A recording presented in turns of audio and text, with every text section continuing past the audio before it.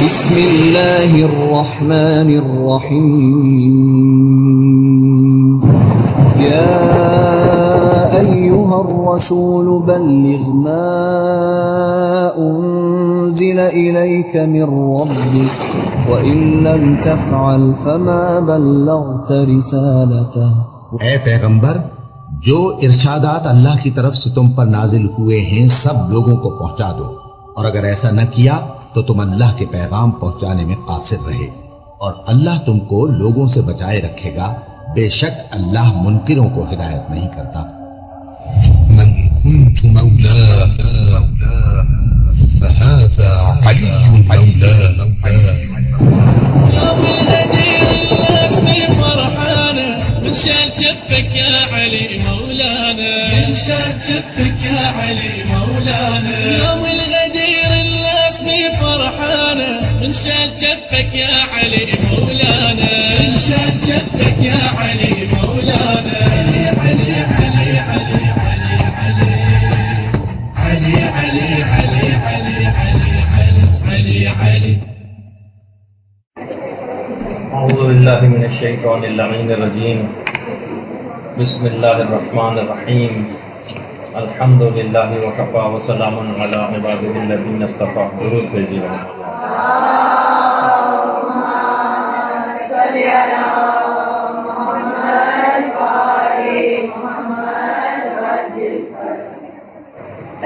سب سے پہلے تو ہم پروردگار عالم کا لاکھ لاکھ شکر ادا کرتے ہیں کہ اس نے اس عظیم 18 ذی الحج کے دن ہم کو یہ سعادت عطا کی کہ ہم سب لوگ جمع ہو کر اس دن کے متعلق گفتگو کر سکیں.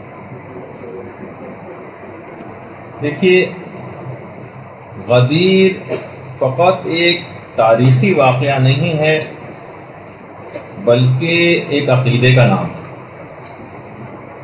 غدیر گلشن توحید کے غنچوں کو سیراب کرنے والا پانی ہے. 1400 سال سے محبان اہل بیت غدیر کے اس بابرکت پانی کو شجر ولایت کی جڑوں میں چھڑکتے ہیں اور وہاں سے عقائد حقہ کے ہرے بھرے پودوں اور محبت اہل بیت کے خوبصورت پھولوں کو پروان چڑھاتے ہیں. اور امیر المومنین علیہ الصلوۃ والسلام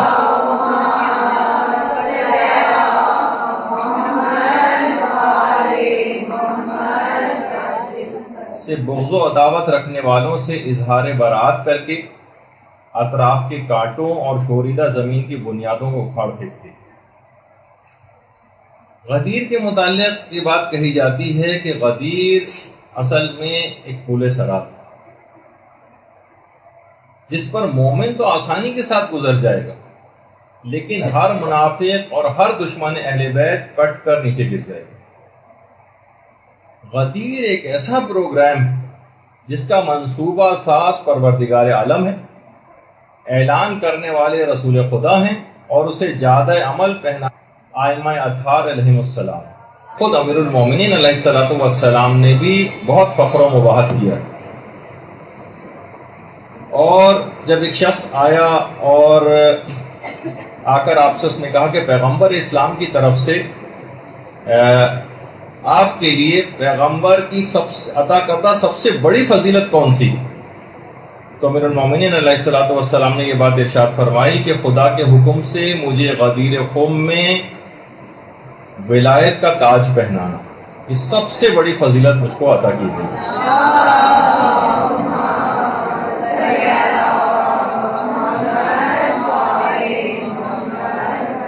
باقاعدہ کتاب سلیم ابن قیس الہلالی، ان کی اس کتاب کے اندر بھی حدیث نمبر 60 کے ذیل میں یہ روایت جو ہے بیان کی گئی. اور کتاب سلیم ابن قیس الہلالی کا اردو ترجمہ بھی اسرار آل محمد کے نام سے ہو چکا. اچھا، خود آپ لوگوں کے لیے انتہائی فضیلت کا باعث ہے آج کا دن. آپ سب لوگوں کے لیے وہ کیا ہے کہ امام رضا علیہ الصلوۃ والسلام ارشاد فرماتے ہیں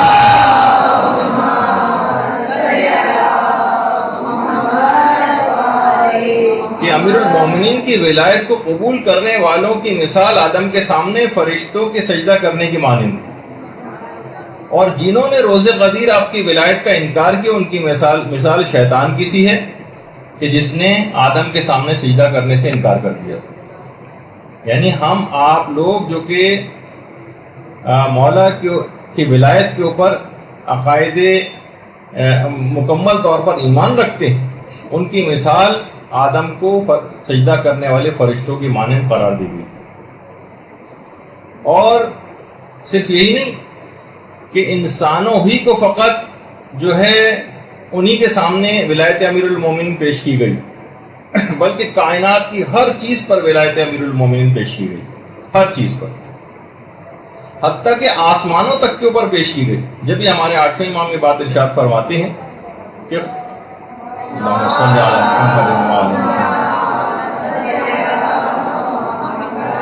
خدا نے آسمان والوں پر غدیر کے دن جب ولایت پیش کی تو 7ویں آسمان نے سبقت کی، 7ویں آسمان تو پروردگار نے اسے اپنے فرش کے لیے مزین فرما دیا۔ اس کے بعد 4تھے آسمان نے سبقت کی، یعنی آگے بڑھ کر ولایت علی کو قبول کیا تو پروردگار نے اس کو بیت معمور سے مزین فرما دیا۔ اس کے بعد پہلے آسمان نے سبقت کی تو پروردگار نے اسے ستاروں سے مزین فرمایا۔ اور زمین کے حصوں کے اوپر جب ولایت پیش کی گئی تو سب سے پہلے مکے نے ولایت قبول کی، اس کے بعد مدینے نے ولایت قبول کی، اور اس کے بعد پھر کوفے نے ولایت قبول کی۔ اور جب جمادات وغیرہ کے اوپر ولایت پیش کی گئی تو سب سے پہلے جن پتھروں نے ولایت کو قبول کیا اس میں عقیق تھا، فیروزہ تھا، اور اس کے بعد پھر یاقوت تھا۔ یہی وجہ ہے کہ سب بڑے بڑے پریشس اسٹون جو ہیں جو کہے جاتے ہیں، انہوں نے ولایت علی کو قبول کرنے میں سبقت کی تھی۔ اسی طریقے سے یہ بھی کہا گیا ہے کہ سونے اور چاندی نے بھی ولایت کو قبول کرنے میں سبقت کی۔ یہی وجہ ہے کہ دنیاوی طور پر عزت اور مقام اور قدر و قیمت ان دھاتوں کی جو بہت بڑھ گئی۔ اور اسی طرح سے پانیوں کے اوپر ولایت کو پیش کیا گیا۔ وہ پانی کی جس نے ولایت کو قبول کیا وہ میٹھا ہو گیا، خوشگوار ہو گیا، استعمال کے قابل ہو گیا، اور وہ تمام پانی کے جو کڑوے ہیں، کھارے ہیں، شوریدہ ہیں، استعمال کے قابل نہیں، یہ وہ ہیں کہ جنہوں نے ولایت علی کو قبول کرنے سے انکار کیا۔ اسی طریقے سے روایتوں میں کہ پرندوں تک کے اوپر ولایت علی کو پیش کیا گیا۔ وہ تمام پرندے جو بہت خوش الحان ہیں، بہت اچھی آوازوں والے ہیں، یہ وہ ہیں کہ جنہوں نے ولایت علی کو قبول کیا۔ تو بہرحال آپ نے دیکھا کہ جو فصیح ترین جو گفتگو کرتے ہیں یہ سب وہ ہیں کہ جنہوں نے ولایت علی کو اس انداز سے قبول کیا۔ یہ وہ دن ہے بہرحال کہ جب حضرت آدم علیہ السلام کی توبہ قبول ہوئی، حضرت ابراہیم کو آتش نمرود سے نجات ملی، حضرت موسیٰ نے اسی دن حضرت شمون کو، حضرت ہارون کو اپنا جانشین مقرر کیا حضرت موسیٰ نے۔ یہ وہی دن ہے جس دن حضرت عیسیٰ علیہ السلام نے حضرت شمون کو اپنا جانشین مقرر کیا۔ یعنی انتہائی عظمت کا حامل یہ دن ہے کہ جب ہم اس دن کے اندر سانس لے رہے ہیں۔ اور یہی وجہ ہے کہ ہمارے چھٹے امام امام جعفر صادق علیہ السلام فرماتے ہیں،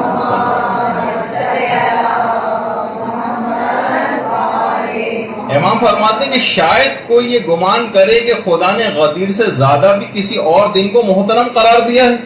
نہیں، خدا کی قسم نہیں، نہیں خدا کی قسم نہیں، نہیں خدا کی قسم نہیں۔ یہ وہ امام ہے کہ جس کا لقب ہی صادق ہے۔ وہ کہتے ہیں اگر کوئی شخص گمان کرتا ہے تو وہ اپنے گمان میں حق نہیں ہے، اس دن سے زیادہ کوئی دن خدا کے نزدیک محترم نہیں۔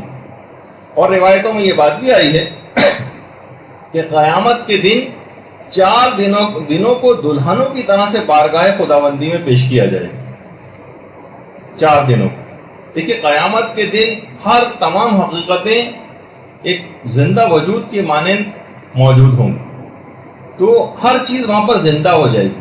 ان 4 دنوں کو دلہن کی مانند بارگاہ خداوندی میں قیامت کے روز پیش کیا جائے، جس میں سے ایک تو عید الفطر ہے، ایک عید قربان والا دن ہے، ایک روز جمعہ ہے جس کو روایت میں اس کو بھی عید کا اور خوشی کا دن قرار دیا گیا ہے، اور ایک ہے عید غدیر۔ اور ان تمام دنوں میں عید غدیر کی حیثیت ایسی ہے جیسے ستاروں کے جھرمٹ میں چاند ہوا کرتا۔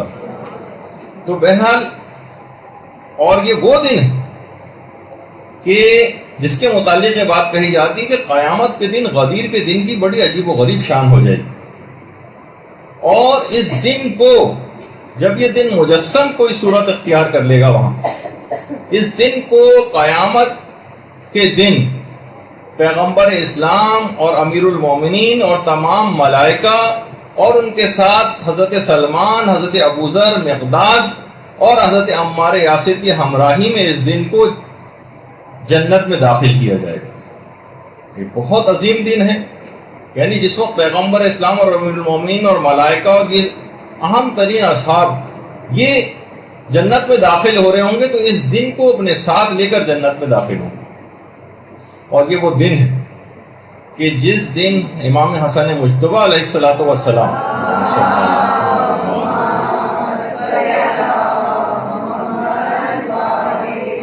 امام حسن کے گھر جشن منایا جاتا تھا، اور خود امیر المومنین علیہ الصلوۃ والسلام بھی اس جشن میں تشریف لے جاتے تھے۔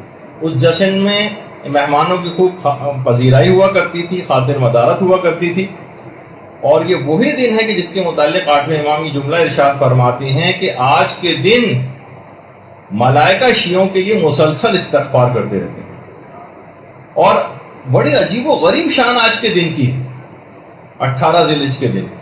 روایات میں ملتا ہے کہ جنت کے جو پرندے ہیں وہ جنت کی نہروں میں خود کو ڈبوتے ہیں آج کے دن، اور پھر اس کے بعد مشک و عنبر پر لوٹتے ہیں، اور اس کے بعد ملائکہ کے اوپر مشک و عنبر کو چھڑکتے ہیں۔ بڑا عجیب و غریب آج کا دن۔ دیکھیے کیوں نہ ہو یہ عظیم دن کہ ولایت علی کے بغیر جنت میں داخلہ ناممکن،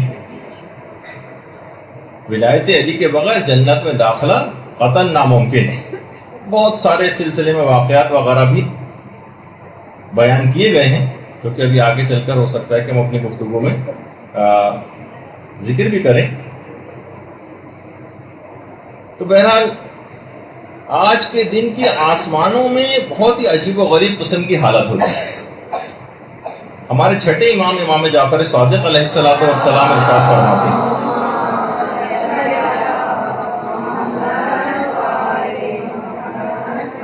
کہ غدیر کے دن کو آسمانوں میں عہد معہود کے نام سے یاد کیا جاتا ہے، اور یہ بھی چھٹے امام جملہ ارشاد فرماتے ہیں کہ عید غدیر زمین والوں سے زیادہ آسمان والوں میں مشہور، زمین سے زیادہ آسمان والوں میں۔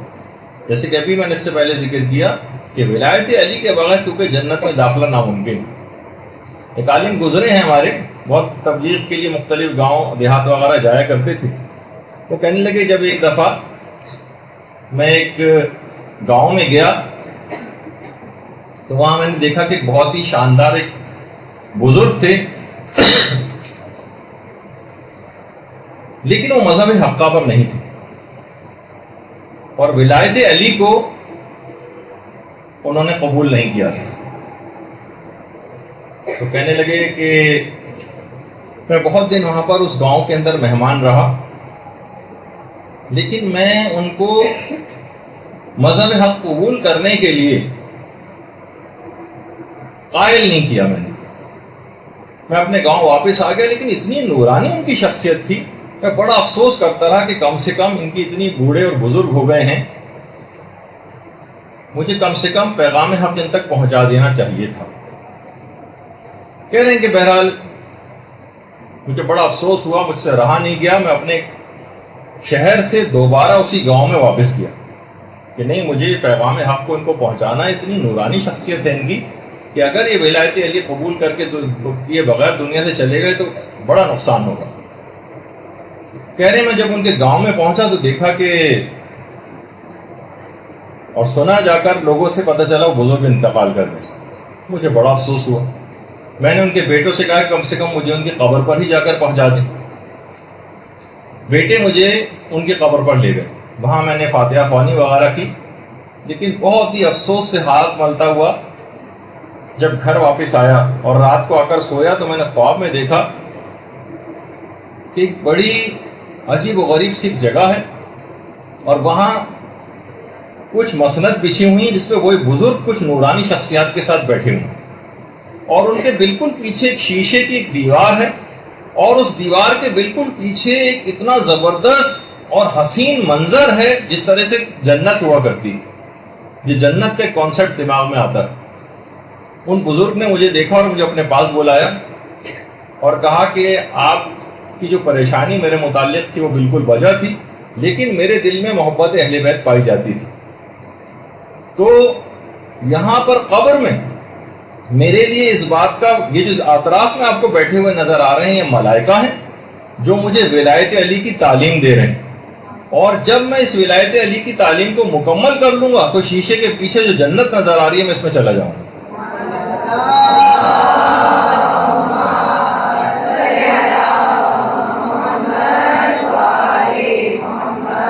کیونکہ ولایت علی کے بغیر جنت میں داخلہ ناممکن ہے. اور ایک واقعہ وہ ہے کہ جو کہ ہم نے موت کی جب ہماری گفتگو ہوئی تھی اس میں بھی سنایا تھا، آیت اللہ سید محمد حسین طباطبائی کا. بیچ میں ذکر آ گیا تو مجھے یہ بات یاد آ گئی تو ذکر کرتا ہوا جا رہا ہوں، اگرچہ بیچ میں اس کا آنا نہیں تھا ذکر، لیکن بہرحال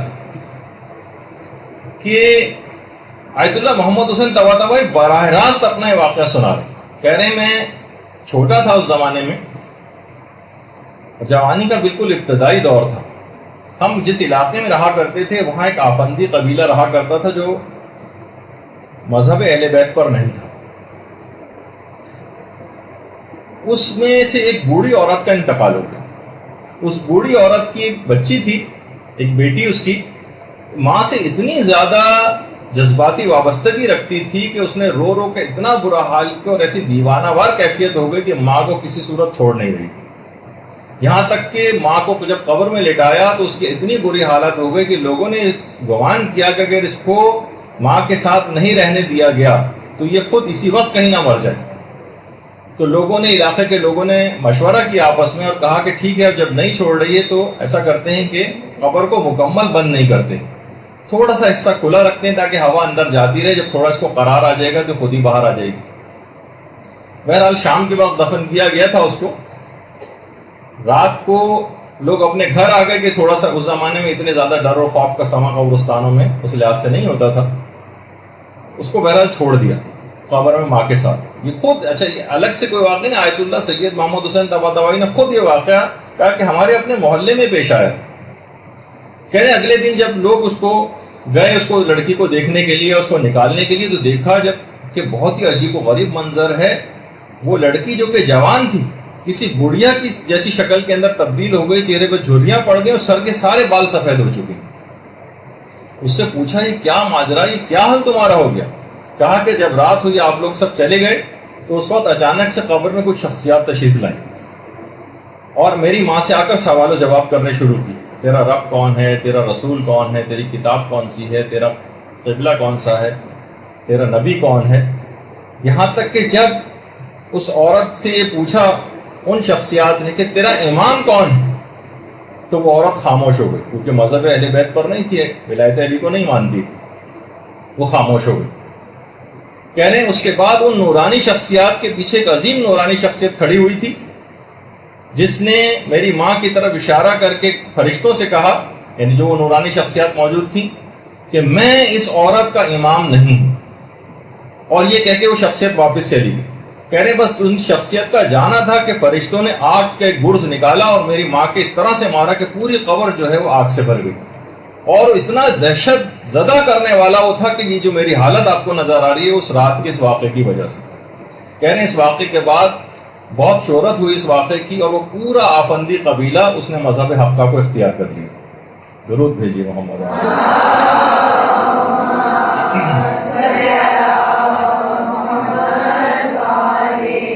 تو اس اعلان ولایت کو قبول کیے بغیر جنت میں داخلہ ناممکن ہے اور عذابوں کا سلسلہ قبر ہی کے ساتھ شروع ہو جاتا ہے جو امیر المومنین کی ولایت کا دل سے اقرار نہیں کرے. تو ابھی ہم جو گفتگو کر رہے تھے کہ غدیر کے دن کی آسمانوں میں بڑی شہرت ہے، اور یہ بھی ہمارے 8ویں امام یہ جملہ ارشاد فرماتے ہیں کہ غدیر کا وہ دن ہے کہ جس دن خدا جبریل امین کو بیت معمور کے سامنے اپنی کرامت کی تختی نصب کرنے کا حکم دیتا ہے. جبریل امین کو بیت معمور کے سامنے اپنی کرامت کی تختی لگانے کا حکم دیتا ہے. پھر جبرائیل اس کے پاس جاتے ہیں اور تمام آسمانوں کے ملائکہ وہاں آ کر جمع ہو جاتے ہیں اور پیغمبر اسلام اور امیر المومنین کی مدح و ثنا شروع کرتے ہیں اور ائمہ اطہار کے شیعوں اور ان کے دوستوں کے لیے استغفار کرتے ہیں. باقاعدہ عوالم العلوم میں شیخ عبداللہ بحرانی نے اس روایت کو نقل کیا کہ امیر المومنین اور ائمہ اطہار کے شیعوں اور ان کے دوستوں کے لیے استغفار کرتے ہیں. اور روایات میں یہ بات بھی آئی ہے کہ عید غدیر کے دن ملائکہ شہزادی فاطمہ الزہرا سلام اللہ علیہا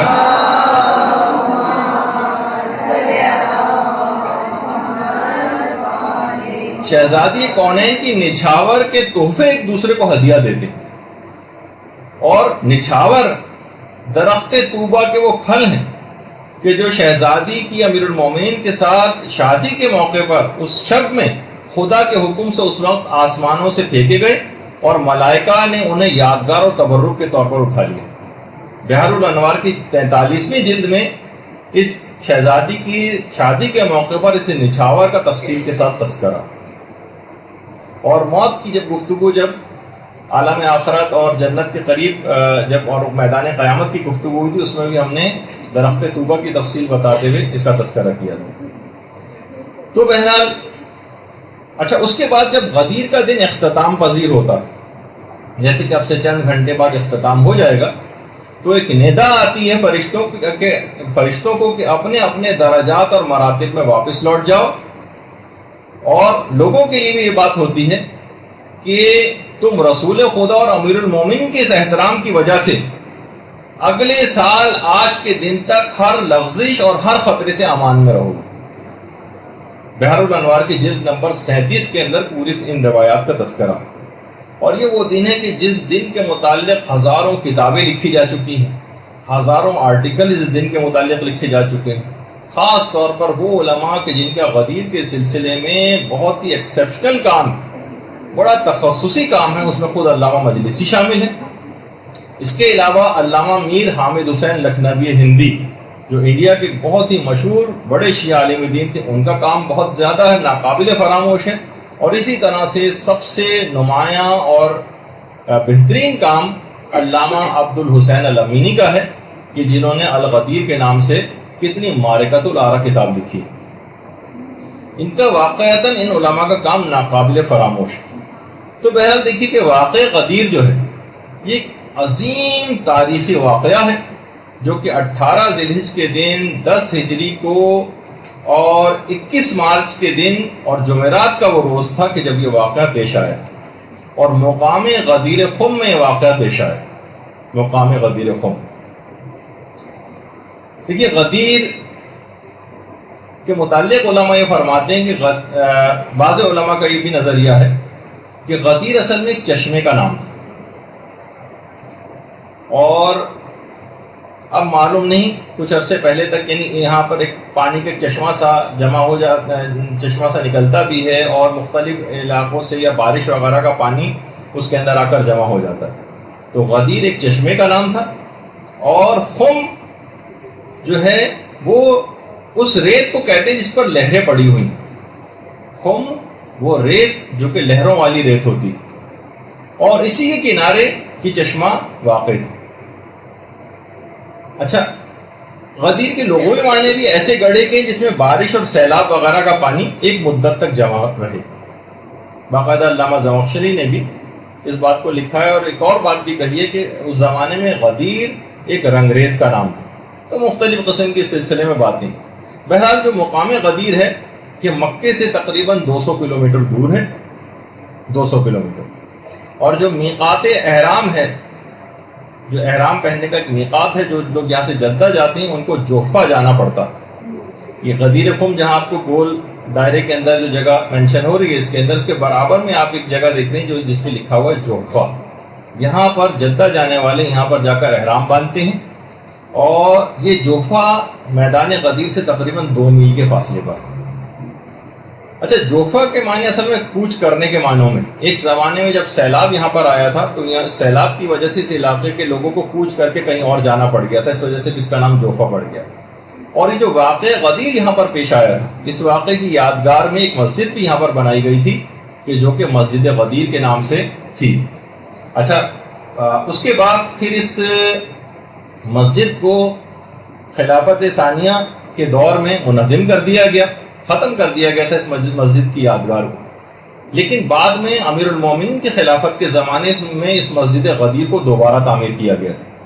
اور اس کے بعد حاکم شام کا جب اپنا دور آیا تو اس نے 200 افراد کو بھیج کر اس پیغمبر اسلام کی اس یادگار کو شہید کروا دیا، اور یہ مسجد جو ہے وہ پھر زمین بوس ہو گئی. اور آج سے تقریباً 100 سال پہلے تک مسجد غدیر کے مقام پر قائم تھی، موجود تھی، اور لوگوں نے اس کو پھر دوبارہ سے تعمیر کر لیا تھا. مگر وہابیوں کے دوبارہ سے وہاں قابض ہونے کے نتیجے میں اور ان کی تمام کو آثار کو مٹانے کے عقیدے، نظریے اور دشمنی اہل بیت کی وجہ سے اس مسجد کو پھر منہدم کر دیا گیا، اور وہاں اس مسجد کے اب کوئی آثار باقی نہیں. اور آج کل بھی اگر کوئی حاجی حضرات وہاں پر جاتے بھی ہیں تو میدان غدیر اور اس طرف جانا وہ ایک ممنوع زیارت ہے، اور وہاں کسی کو جانے کی قانوناً اجازت نہیں. اچھا، ایک بات اس میں اور بتا دی جائے کہ اعلان غدیر کوئی ایک عام حکم نہیں تھا. دیکھیے، اس سے پہلے جتنے بھی احکامات ہوتے تھے وہ پیغمبر اسلام یا تو اپنے گھر میں وہ تمام احکامات دیتے تھے، یا پھر مسجد نبوی میں پیغمبر وہ تمام احکامات دیا کرتے تھے. یا تو مسجد نبوی میں احکامات ہوتے تھے یا گھر میں پیغمبر سارے احکامات دیتے تھے، اور پھر تمام افراد کو ان احکامات کی اطلاع دی جاتی تھی. لیکن یہ عجیب شان کا حامل اعلان تھا جس کے لیے کتنی دور دراز کی جگہ منتخب کی گئی. اور یہی وجہ ہے کہ ہمارے پانچویں امام محمد باقر علیہ السلام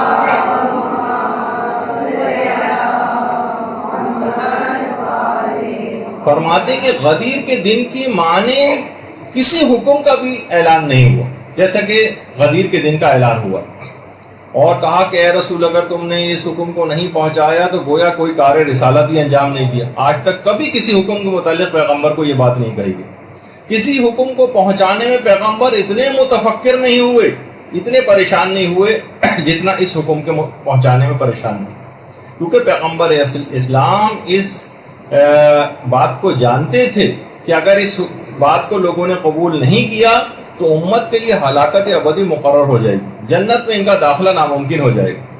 کسی بھی حکم کو بیان کرنے میں پیغمبر نے کبھی اتنے بڑے مجمع کا سہارا نہیں لیا اس سے پہلے، اتنا بڑا مجمع کہ ایک خاص وقت میں ایک خاص انداز سے پیغمبر نے تمام افراد سے اقرار لیا، اور اس سے پہلے کبھی اس طرح سے عہد اور کوئی بیعت نہیں لی تھی پیغمبر نے جس طرح سے اس دن لی. کسی حکم کے بعد یہ نہیں آیا کہ آج ہم نے دین کو مکمل کر دیا ہے، آج اپنی نعمت کو تمام کر دیا، سوائے اس دن. یہی وجہ ہے کہ امیر المومنین بھی اور شہزادی فاطمہ الزہرا سلام اللہ علیہا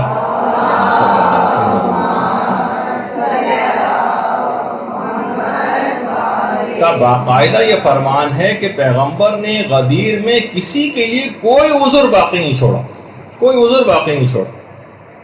باقاعدہ بہار الانوار کی 28ویں جلد میں یہ دونوں معصومین کا فرمان. اچھا، تھوڑا سا ہم واقع غدیر کا صرف ایک آدھ پہلو اب تک آپ سنتی رہی ہیں، لیکن اس پورے واقعے کے اندر ہوا کیا تھا؟ اس وقت شیطانوں کی کیا حالت تھی؟ اس وقت آسمانوں کی کیا حالت تھی؟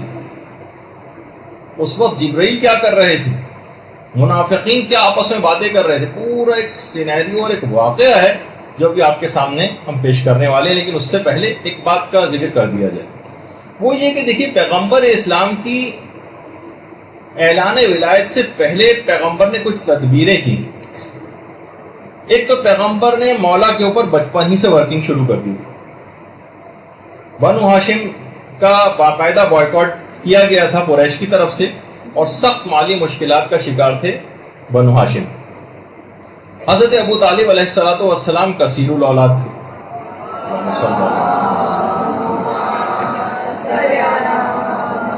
تو پیغمبر اسلام نے اپنے چچا حضرت عباس، جو کہ اس وقت بنو ہاشم کے نسبتاً مالدار افراد میں شامل تھے، پیغمبر اپنے چچا کے پاس آئے اور کہا کہ چچا جان، آپ کے بھائی ابو طالب عیالدار ہیں، سختی کے اندر زندگی گزار رہے ہیں، ہمیں چاہیے کہ ہم ان کے بوجھ کو کچھ ہلکا کریں، اور ان کے بچوں میں سے ایک بچے کو میں اڈاپٹ کر لیتا ہوں، گود لے لیتا ہوں، ایک کو آپ لے لیجیے، اور ان کی کفالت ہم کرتے ہیں تاکہ ابو طالب کے اوپر سے، ہمارے چچا کے اوپر سے خرچہ کچھ کم ہو جائے۔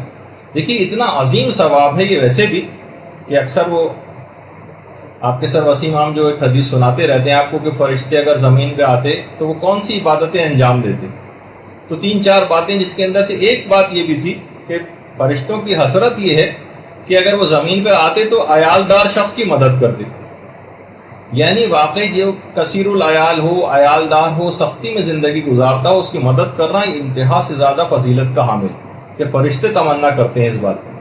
اچھا دیکھیے اس میں ہمارے لیے بھی ایک پیغام ہے اس بات میں کہ بہرحال اگر بہت سے لوگ ذرا مالدار یا بہتر صورتحال میں ہوتے ہیں تو ضروری نہیں کہ کسی اور کے بچے کو ہی آپ اٹھا کے اپنے گھر لیں۔ مثلا آپ یہ کہہ سکتے ہیں بھائی آپ کے اس بچے کا خرچہ میں اٹھاؤں گا، اس کی اسکولنگ کا خرچہ، اس کی دواؤں کا خرچہ، اس کے کپڑوں کا خرچہ، اس طرح سے بھی اب وہ اپنے ماں باپ کے گھر ہی چاہے کیوں نہ رہے۔ بہت سے لوگ اڈاپٹ کرنے کے معنی یہ سمجھتے ہیں پورے بچے کو ہم اٹھا کے اپنے گھر لے آئیں تو ایک عجیب سی کیفیت ان میں ہو جاتی ہے۔ نہیں، آپ جو ذرا سے بھی مالدار ہیں وہ اس طرح کی بات بھی کر سکتے ہیں۔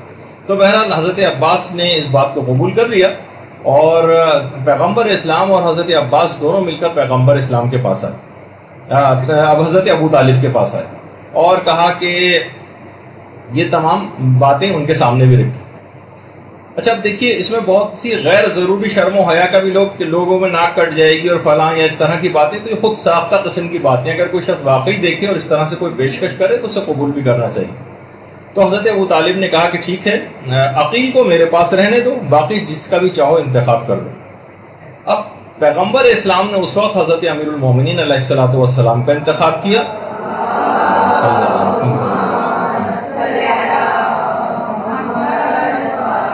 اور پیغمبر اسلام کے چچا نے حضرت جعفر کا انتخاب کیا۔ بس اس وقت سے پیغمبر اسلام کے ساتھ ساتھ امیر المومنین رہے، اور امیر المومنین فرماتے ہیں کہ رسول خدا اور حضرت خدیجہ اس وقت خانہ کعبہ میں جب نماز کے لیے جاتے تھے تو انہوں نے تیسرا میرے علاوہ اور کوئی نہیں ہوتا تھا نماز کے لیے جب یہ لوگ جاتے تھے۔ اور پیغمبر اسلام جب پہاڑوں میں جایا کرتے تھے عبادت انجام دینے کے لیے تو اس وقت بھی میں جو ہے ان کے ساتھ ساتھ ہوا کرتا تھا۔ خود امیر المومنین ان دنوں کی یاد جب کرتے تھے تو نہج البلاغہ میں باقاعدہ فرماتے ہیں کہ تمہیں معلوم ہے کہ مجھ کو پیغمبر اسلام سے کس قدر قرابت اور قریبی منزلت حاصل ہے۔ مجھے بچپن سے ہی اپنی گود میں پیغمبر اسلام نے ایسے جگہ دی تھی کہ بس ہر وقت مجھے اپنے سینے سے لگائے رکھتے تھے، ہر وقت مجھے جب بھی ہوتا تھا مجھے اپنے بستر پر جگہ دیتے تھے اور مجھے ہر وقت اپنے کلیجے سے لگا کر رکھتے تھے۔ مسلسل اپنی خوشبو سے پیغمبر مجھے سرفراز فرماتے تھے، اپنے دانتوں سے غذا چبا چبا کر میرے منہ میں ڈالتے تھے۔ اور خود امیر المومنین فرماتے ہیں اپنے بچپن کے متعلق نہج البلاغہ میں کہ میں رسول کے پیچھے یوں رہتا تھا جیسے کوئی ناقہ یعنی اونٹنی کا بچہ اس کے پیچھے پیچھے رہتا۔ نہ انہوں نے میرے بیان کو کبھی جھوٹا پایا اور نہ میرے عمل کے اندر آج تک پیغمبر نے کوئی غلطی دیکھی، اور روزانہ پیغمبر اپنے اخلاق حسنہ کا ایک نمونہ روزانہ میرے سامنے پیش کرتے تھے اور مجھے کو اس پر عمل کرنے کی تلقین کرتے تھے۔ اور وہ سال جب پیغمبر غار حرا میں عبادت کے لیے تشریف لے جاتے تھے تو صرف میں ان کو دیکھتا تھا اور کوئی دوسرا دیکھنے والا نہیں ہوتا تھا۔ اس وقت رسول اور خدیجہ کے علاوہ اسلام کا کہیں گزر نہ ہوا تھا، ان میں تیسرا میں تھا۔ میں نور وحی رسالت کا مشاہدہ کرتا تھا، میں خوشبو رسالت سے اپنے دماغ کو معطر رکھتا تھا۔ اور پھر جب ہجرت ہوئی ہے تو پیغمبر نے بستر پر سونے کے لیے بھی امیر المومنین کا انتخاب کیا، اپنی عزیز ترین بیٹی کی شادی سب کے رشتے ریجیکٹ کر کے مولا سے کی، اور جب شادی بھی ہوئی ہے تو شہزادی سے پیغمبر اسلام نے جملہ ارشاد فرمایا تھا کہ میں تمہاری شادی ایک ایسے شخص سے کر رہا ہوں جو اسلام میں سب سے بہترین ہے، علم میں سب سے زیادہ ہے اور حلم میں سب سے عظیم۔ اور اکثر جنگوں میں پیغمبر اسلام علم امیر المومنین کے ہاتھ میں دیتے تھے، اور ایسے امتیازات امیر المومنین کو حاصل تھے کہ کوئی دوسرا اس میں شریک نہیں تھا۔ مسجد نبوی میں سب کے گھروں کے دروازے بند کر دیے گئے تھے سوائے علی اور فاطمہ کے گھر کے دروازے کے علاوہ۔ پیغمبر نے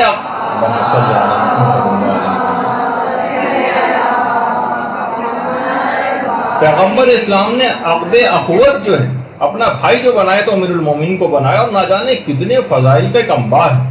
واضح ترین بات تھی کہ اتنے فضائل کا حامل ہی پیغمبر اسلام کا صحیح طور پر جانشین ہو سکتا ہے۔ یہ تمام مختلف مراحل پہ پیغمبر اسلام کے جملے ارشاد فرما کر ایسی تدبیریں کر رہے تھے کہ لوگوں کو واضح طور پر پتہ چل جائے کہ ہر موقع پر امیر المومنین کو اولیت دینا، ہر موقع پر ان کو آگے رکھنا، ہر موقع پر ان کے فضائل کو بیان کرنا، کہ کسی رشتہ داری کی بیس پہ میں یہ سب باتیں نہیں کر رہا ہوں، بلکہ حکم خداوندی کی بیس پر کر رہا ہوں، اور میرٹ کی بیس پر صحیح معنوں میں اگر کوئی جانشین ہو سکتا ہے پوری کائنات کے اندر جو سب سے افضل ترین شخصیت ہے پیغمبر اسلام کے بعد، تو وہ امیر المومنین ہی کی ذات گرامی ہے۔ مختلف پیغمبر مختلف طریقوں سے یہ تدبیریں کر کے لوگوں کو یہ باتیں سمجھاتے رہے۔ اچھا، اب یہ جو واقعہ غدیر تھا، اب اس کے اندر کچھ پیغامات بھی آئیں گے، لیکن یہ ہوا کیسے تھا یہ واقعہ؟ تو دیکھیے اس کی باقاعدہ پلاننگ پیغمبر اسلام نے کس طرح سے کی تھی۔ ہجرت کے بعد جب پیغمبر اسلام مکے سے مدینہ ہجرت کر گئے تو اس کے بعد پیغمبر 3 دفعہ صرف مکے آئے۔ ایک تو سن 8 ہجری میں جب صلح حدیبیہ ہوئی تھی، اس وقت پیغمبر اسلام نے مکے کی طرف کا سفر اختیار کیا تھا، مشرکین سے معاہدہ کیا تھا اور واپس چلے گئے تھے۔ دوسری، یہ تو 8 ہجری کی بات تھی، پھر دوسرا 9 ہجری میں فتح مکہ جب ہوئی تھی تو پیغمبر فتح مکہ کے موقع پر یہاں پر آئے تھے، عمرہ ادا کیا تھا اور پھر مدینہ واپس تشریف لے گئے۔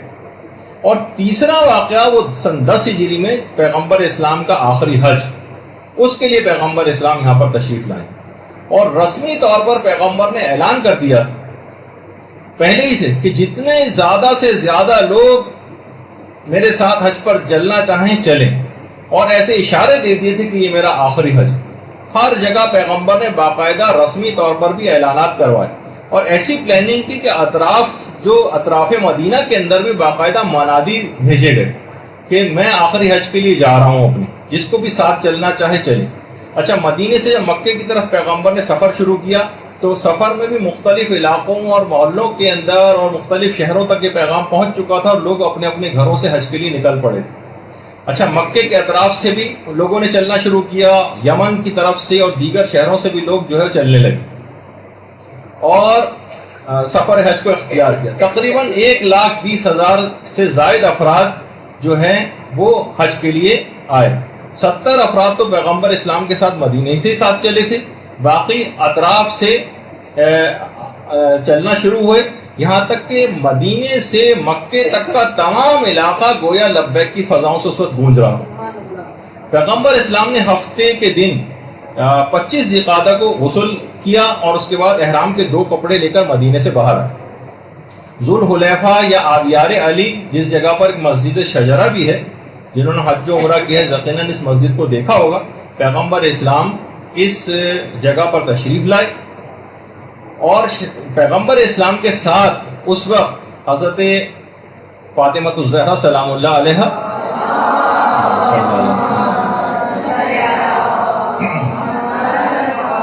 امام حسن علیہ السلام، امام حسین علیہ السلام، اور پیغمبر کی تمام ازواج جو تھیں وہ بھی پیغمبر کے ساتھ تھیں۔ سب کے سب اونٹوں پر سوار تھے، کجاووں پر سوار تھے، محملوں پر سوار تھے۔ یہاں پر ایک بات روک کے عرض کر دوں کہ بہت سے افراد آج کل ایک بات بھی سننے کو آتی ہے کہ ان لوگوں نے بلا وجہ حج کا اتنا شور لگایا ہوا، خاص طور پر خواتین کے لیے۔ شہزادی کونین نے کون سا حج کیا؟ تو ان کے لیے تفصیلی جواب تو بعد میں ہے۔ پہلے تو یہ کہ پیغمبر کا جو آخری حج ہے جس میں اعلان غدیر ہوا، اس میں شہزادی ساتھ تھی پیغمبر کی۔ تو یہ جو احمقانہ قسم کی جو باتیں کی جاتی ہیں، تو بہرحال تو پیغمبر نے مسجد شجرہ سے احرام باندھا اور مکے کی طرف چلنا شروع ہوا۔ مختلف منزلوں پر رکے، بعض افراد کے پاس سواریاں بھی نہیں تھیں، اور لوگوں نے بہت شکایت کی۔ جو مدینے سے مکے کی طرف جا چکے ان کو پتہ ہے کتنا لمبا سفر ہے، کیسی گھاٹیاں تھیں، رستے بھی بنے ہوئے نہیں تھے، روڈ بنے ہوئے نہیں تھے، یہاں ایئر کنڈیشن بسوں میں لوگ تھک جاتے ہیں، پیدل لوگ تھے، سواریاں نہیں تھیں۔ پیغمبر کے پاس ہر مشکلات کا اپنے اظہار کیا۔ پیغمبر نے کہا کہ تم اپنی کمروں کو باندھ لو اور تیز تیز چلو یا پھر دوڑو۔ لوگوں نے اس پر عمل کیا تو پیغمبر کے اس فرمان کے نتیجے میں کافی ان کو سکون ملا۔ اور پھر جمعرات کے روز پیغمبر سفر کرتے کرتے مکے اور مدینے کے درمیان ایک علاقہ ہے ابوا کا، جہاں پیغمبر اسلام کی اپنی والدہ گرامی کی قبر ہے، حضرت آمنہ علیہ السلام۔ درود بھیجیے محمد۔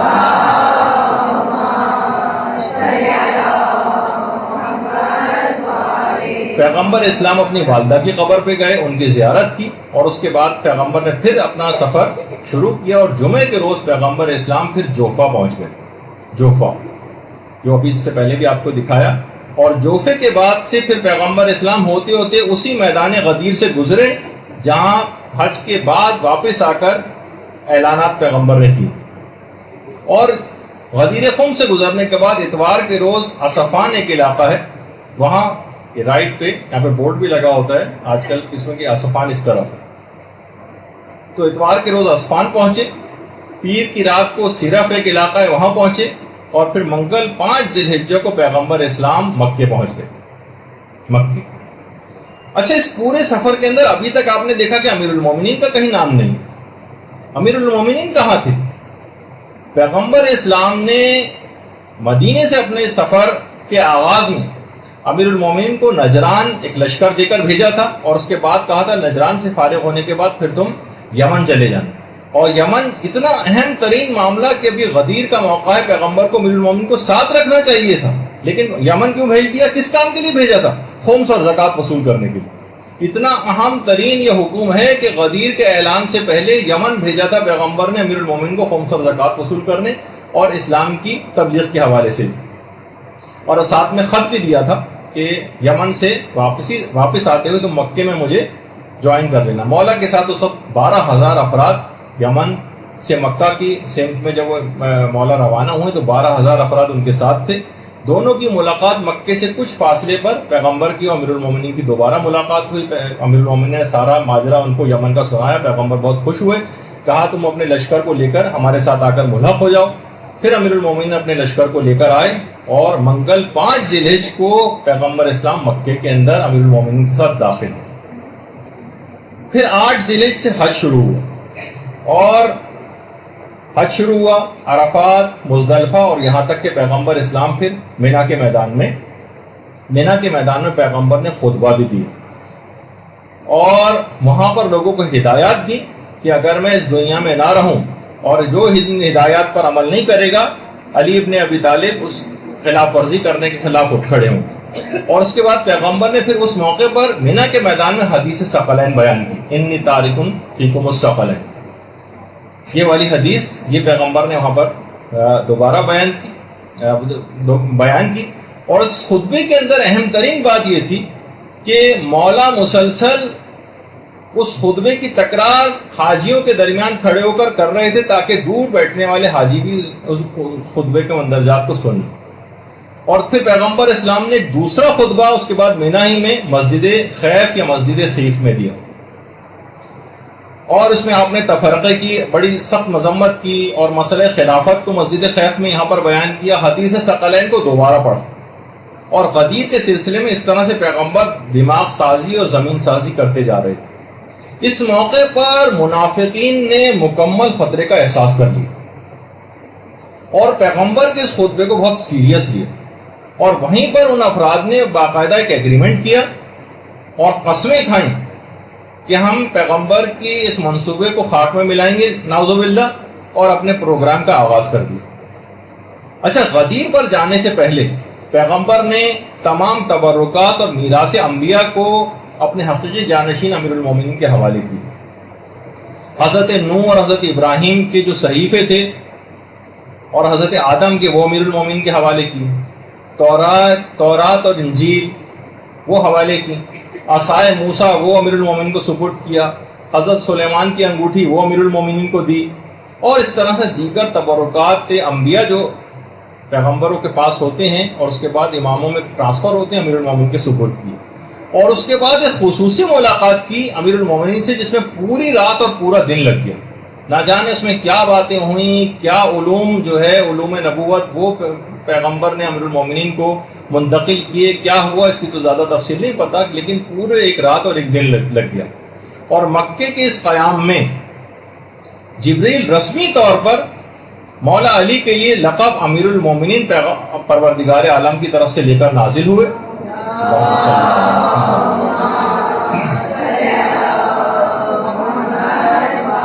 پیغمبر اسلام نے باقاعدہ لوگوں کو حکم دیا کہ ایک ایک شخص امیر المومنین کے پاس جائے اور انہیں السلام علیکہ یا امیر المومنین کہہ کر مخاطب کرے۔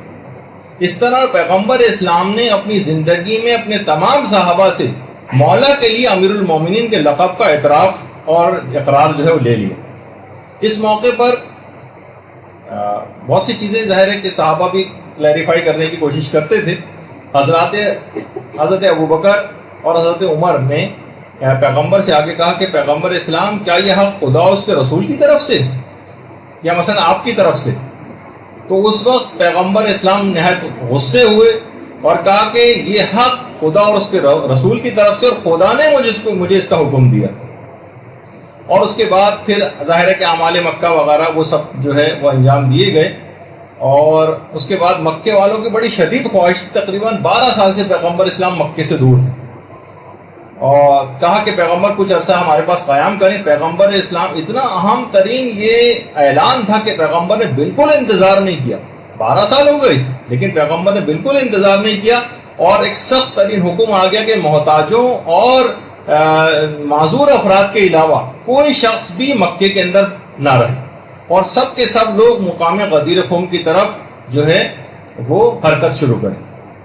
مقام غدیر دیکھیے مکے سے واپس آتے ہوئے غدیر ایسی جگہ کے اوپر واقع ہے، ایسا مقام ہے کہ جہاں سے حاجی حضرات اپنے راستے تبدیل کیا کرتے تھے. اچھا، پیغمبر نے مستقبل کے حوالے سے بھی اس جگہ کا انتخاب اس وجہ سے کیا تھا کہ جب بھی کبھی لوگ راستہ تبدیل کریں، یہاں سے گزریں، تو وہی واقعات ذہن نشین ہو جائے اور تجدید بیعت کر کے لوگ یہاں سے اس واقعے کی یاد تازہ کرتے ہوئے حاجی حضرات یہاں سے گزریں. غدیر دیکھیے جیسے کہ ابھی سے پہلے ذکر ہوا، ایک بہت بڑا سا میدان تھا جہاں سیلاب اور چشمے وغیرہ کا پانی جو ہے آ کر جمع ہو جاتا تھا. ہم بہت سے مومنین حضرات بھی یہاں آتے ہیں اور یہاں پر آ کر جو ہے وہ غسل وغیرہ کرنا، اور یہاں پر درخت بھی تھے، یعنی درخت بھی تھے یہاں پر پانی بھی تھا. یعنی 3 دن رکنے کے اعتبار سے جو رسومات یہاں پر انجام پانی تھیں اعلان غدیر کے نتیجے میں 3 دن تک، اس کے لیے جگہ بڑی مناسب تھی. یعنی پانی بھی تھا، درخت بھی تھے، بہت مناسب جگہ تھی تاکہ اطمینان سے تمام رسومات کو ادا کیا جا سکے. اچھا، یہ جیسے میں نے کہا کہ اہم بات یہ تھی کہ پیغمبر اسلام 12 سال سے مکے سے دور ہیں. باوجود یعنی اگر پیغمبر وہاں قیام کر لیتے، مکے والوں کے بہت سارے مسائل تھے، وہ پوچھ سکتے تھے، ان کی بہت سی باتیں شیئر کرنے کو دل چاہتا تھا مکے والوں کی، پیغمبر کو اپنے حالات سنانے کا کہ پیغمبر کے جانے کے بعد یہاں کیا ہوا. لیکن پیغمبر اسلام نے بالکل ان کی طرف توجہ نہیں کی اور فوراً مکے سے جو ہے کوچ اختیار کیا حج کے بعد، اور سب کو غدیر میں میدان میں جمع ہونے کا حکم دیا. 1,20,000 سے زائد صحابہ اس جگہ پر آ کر جمع ہوئے. مکے سے تو تقریباً 5,000 افراد تو مکے سے تھے، 12,000 افراد امیر المومنین کے ساتھ یمن سے آئے ہوئے تھے. اور یمن والے تو ان کے لیے غدیر کا مقام تو بالکل آؤٹ آف دی وے تھا. مثلا آپ کو ادھر سوراب گوٹ کی طرف جانا ہے اور آپ کو کہا جائے کہ آپ صدر میں جا کر جمع ہو جائیں سارے، تو کتنا مشکل بات تھی. یعنی پیغمبر نے بالکل برخلاف سمت میں ان کو جو ہے اپنی طرف غدیر کی جو ہے طرف بلایا. اچھا، جب پیر کا روز تھا ظہر کے وقت، کرراء الغمیم کا جو علاقہ تھا جہاں پر جو غدیر خم واقع ہے، اس جگہ پر اس علاقے کا نام یہ تھا. اچانک پیغمبر اسلام نے اپنے راستے کو دائیں طرف کر لیا اور غدیر کی طرف کا رخ کر لیا، اور پیغمبر نے باقاعدہ کہا کہ اے لوگوں، خدا کی طرف سے دعوت دینے والے کی دعوت پر لبیک کہو، میں خدا کا ایک پیغام لانے والا ہوں. یعنی پیغمبر اسلام نے اشارہ دے دیا کہ کوئی بہت اہم پیغام دینے کا وقت آ گیا، بہت اہم پیغام دینے کا وقت آ گیا. منادی نے باقاعدہ ندائیں دینی شروع کی، تمام لوگ ٹھہر جائیں، آگے بڑھ جانے والے پیچھے آ جائیں، پیچھے آنے والے پیچھے جو رہ گئے افراد وہ وہیں پر ٹھہر جائیں، اور تمام معین مقام پر جمع ہونے کا ان کو حکم دیا گیا. لیکن پیغمبر کی طرف سے ایک حکم اور آیا کہ قدیم درختوں کی طرف کوئی نہ جائے، اس جگہ کو خالی چھوڑ دیا جائے. جو ابھی اس سے پہلے جب میدان غدیر میں آپ نے دیکھا وہاں کھجور کے درخت وغیرہ لگے ہوئے تھے، اس میں چشمے کے کنارے جو درخت لگے ہوئے تھے وہاں جانے سے پیغمبر نے منع کیا. سواریاں رک گئیں، لوگ واپس لوٹ آئے جو آگے گئے ہوئے تھے، اور سب غدیر میں اتر کر اپنی اپنی جگہ تلاش کرنے لگے. انتہائی شدید گرمی تھی، اتنی شدید گرمی اس وقت ہو رہی تھی کہ خود پیغمبر اسلام نے اپنی عبا کا ایک سرا اپنے سر پر اور دوسرا اپنے پاؤں کے نیچے رکھا ہوا تھا. اتنی شدید یعنی گرمی زمین سے جو ہے وہ اس وقت ہو رہی تھی، اور لوگوں نے بھی گرمی کی شدت سے اپنی عبائیں اتار کے اپنے پاؤں پر لپیٹ لی تھی. دیکھیے اس وقت اس موقع پر اتنی شدید گرمی میں پیغمبر اتنا اہم ترین اعلان کرنے جا رہے ہیں. اور اس کے بعد پیغمبر اسلام نے مقداد کو، ابو ذر کو اور سلمان کو اور عمار یاسر کو حکم دیا کہ پرانے 5 درخت جو تالاب کے کنارے مسجد غدیر جو تالاب کے کنارے غدیر کے علاقے میں لگے ہوئے تھے، اس جگہ نیچے ایک ممبر کو تیار کرتے. یہ چاروں صحابہ مقداد، ابو ذر، سلمان اور عمار، انہوں نے وہاں سے اس علاقے سے کانٹوں وغیرہ کو صاف کیا، پتھروں کو جمع کیا، صفائی وغیرہ کام کیا. اس کے بعد پانی کا چھڑکاؤ کیا اس جگہ پر، اور درختوں کی شاخوں سے باقاعدہ سائبان وہ بنایا گیا. 3 دن کے لیے یہاں پر کیونکہ رہنا تھا، 3 دن کے لیے ایک جگہ تیار کی گئی، اور اس شامیانے کے نیچے جو درختوں کی شاخوں وغیرہ سے بنایا گیا تھا، اس کے نیچے پتھروں کو ایک دوسرے پر رکھ کر اور اس پر پالان شتر کے جو ممبر ہے وہ تیار کیا گیا، اور اس کے اوپر ایک کپڑا بھی ڈالا گیا. ویسے تو میں نے کسی کتاب کے اندر تو نہیں پڑھا، البتہ ایک ذاکر یہ بیان کر رہے تھے، ہو سکتا ہے اس کا ریفرنس کسی جگہ ہو، کہ پیغمبر نے پالان شتر یعنی جو اونٹ کے اوپر جو وہ ہوتے ہیں جس پہ بیٹھا جاتا ہے پالان، اس کو انہیں ایسے افراد کے اتار کر وہاں پر رکھے تھے کہ جن کے متعلق ایک امکان پایا جاتا تھا کہ یہاں سے فرار اختیار نہ کر دیں، چھوڑ کے نہ چل جائیں اس جگہ. مثلا کہا جاتا ہے نا کہ اگر کسی شخص کو روکنا ہے تو اس کی گاڑی کی چابیاں لے کے اپنے پاس رکھ لی جائیں. تو بہرحال کسی کتاب میں تو نہیں پڑھا، ایک ذاکر نے البتہ پڑھا تھا، ہو سکتا ہے کوئی ریفرنس اس کا ہو. تو اس طرح سے باقاعدہ ایک ممبر بنایا گیا، اور اس کے اوپر ایک چادر یا کوئی کپڑا جو ہے وہ ڈال دیا گیا. اچھا، ممبر کو بالکل مجمع کے درمیان میں بنایا گیا تھا یہاں اس وجہ سے تاکہ ہر شخص پیغمبر اسلام کو دیکھ لے اور ہر شخص پیغمبر اسلام کی تمام گفتگو کو بھی سن لے. اور درمیان میں کچھ لوگ کھڑے کیے گئے تھے مجمع کے کہ پیغمبر اسلام جو کہیں وہ بات دوسروں آگے تک پیچھے تک پہنچاتے جائیں. کتنی زبردست پلاننگ جو ہے اس کے ساتھ ہوئی. اچھا، لوگ بہت شدت کے ساتھ انتظار کر رہے تھے، اور باقاعدہ اس وقت منادی نے ندا دی کہ اب نماز جماعت قائم ہوگی، نماز کا وقت آ گیا تھا. لوگ اپنی صفیں جو ہیں وہ درست کرنے لگے. پیغمبر اسلام جو تھے اپنے خیمے سے باہر آئے، اور اس کے بعد نماز جماعت کی امامت پیغمبر نے میدان غدیر میں فرمائی. ایک صرف ایک آپ کو احساس دلانے کے لیے، ویژوالائز کرانے کے لیے کہ وہاں پہ کیا ہوا ہوگا. تو پیغمبر اسلام نے نماز جماعت کی امامت کرائی. پھر پیغمبر اسلام ممبر پر تشریف لے گئے اور امیر المومنین کو اپنے پاس بلا لیا. خطبہ شروع ہونے سے پہلے مولا جو تھے وہ ایک زینہ نیچے کھڑے ہوئے تھے، اور پیغمبر اسلام نے اپنے دایاں ہاتھ امیر المومنین کے کندھے کے اوپر رکھا ہوا تھا. پیغمبر اسلام نے مجمع کے دائیں بائیں نگاہ ڈالی، صرف ایک ویژوالائز کرانے کے لیے آپ کو کہ کس طرح سے یہ ہوا ہوگا.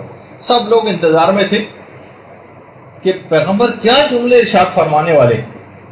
اچھا، جلسے کے ایک طرف عورتیں بھی بیٹھی ہوئی تھیں، اور اس طرح سے ان کا انتظام کیا گیا تھا کہ عورتیں بھی پیغمبر اسلام کو دیکھ بھی رہی تھیں اور سن بھی رہی تھیں. اس کے بعد پھر خطبہ شروع ہوا. کائنات نے ایسا حسین منظر اس سے پہلے کبھی نہیں دیکھا تھا کہ دو عظیم شخصیات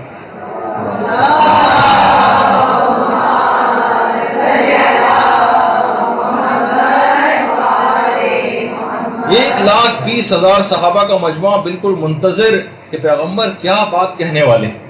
چشم فلک نے منظر اس سے پہلے کبھی نہیں دیکھا تھا. 1,24,000 انبیاء کی پچھلی 6,000 تاریخ میں کسی نبی کی تقریر کے لیے اتنا بڑا مجمع آج تک کبھی اکٹھا نہیں ہوا تھا کائنات کی تاریخ میں.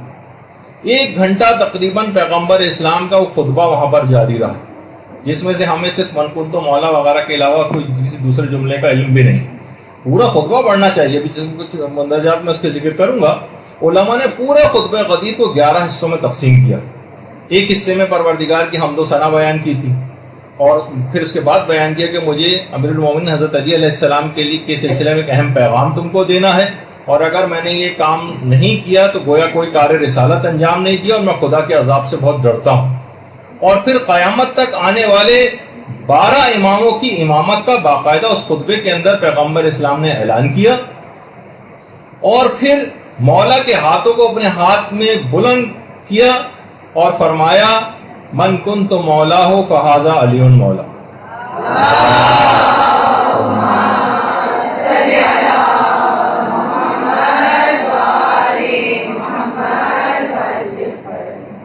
اور یہ بھی کہا کہ پروردگار جس کا میں مولا ہوں اس کا یہ علی مولا ہے. جو اس کو دوست رکھے تو اس کو دوست رکھ، جو اس سے دشمنی کرے تو اس سے دشمنی کر، جو اس کی مدد کرے تو اس کی مدد کر، جو اسے رسوا کرے تو اسے ذلیل و رسوا کر.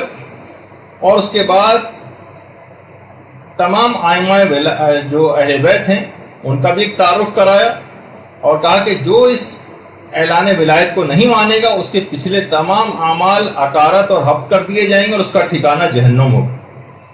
اس کے بعد امیر المومنین کے فضائل بیان کیے، خدا کے عذابوں کا تذکرہ کیا، اور ان آئمہ برحق کے مقابلے میں آئمہ ضلال جو گمراہ کر دینے والے آئمہ ہیں ان کا بھی تذکرہ ہوا، اور امام زمانہ علیہ السلام کا تذکرہ بھی اس خطبے میں ہوا،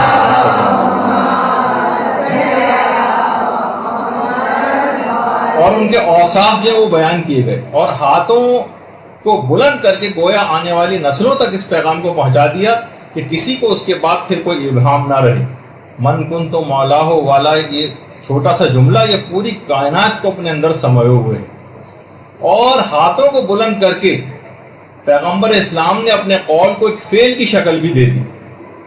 اب ہو سکتا تھا کہ فردن 1,20,000 صحابہ سے بیعت لینا فردن ممکن نہ ہوتا، بہت سے ہو سکتا ہے کہ حاضر ہی نہ ہوتے اور ادھر ادھر کی باتیں کر کے نکل جاتے، کوئی بہانہ کر دیتے، تو پیغمبر اسلام نے اس کی بھی تدبیر جو ہے وہ کر رکھی تھی، اور کہا کہ ایھا الناس، اتنے کم وقت میں اتنی بڑی تعداد کا بیعت کرنا ممکن نہیں ہے، جو میں کہنے جا رہا ہوں اس کی تکرار کرتے رہو اور کہو کہ ہم نے اس مدعا پر آپ کی بیعت کر لی ہے، اور اس سلسلے میں ہم دل و جان سے اور اپنی زبانوں سے اور اپنے ضمیروں سے اور اپنے ہاتھوں سے ہم نے عہد و پیمان لے لیا ہے کہ جو شخص ہاتھوں سے بیعت کر چکا ہے وہ ہاتھ سے، اور جو ہاتھ سے بیعت نہیں کر سکا ہے وہ زبان سے اس بات کا اقرار کر چکا ہے۔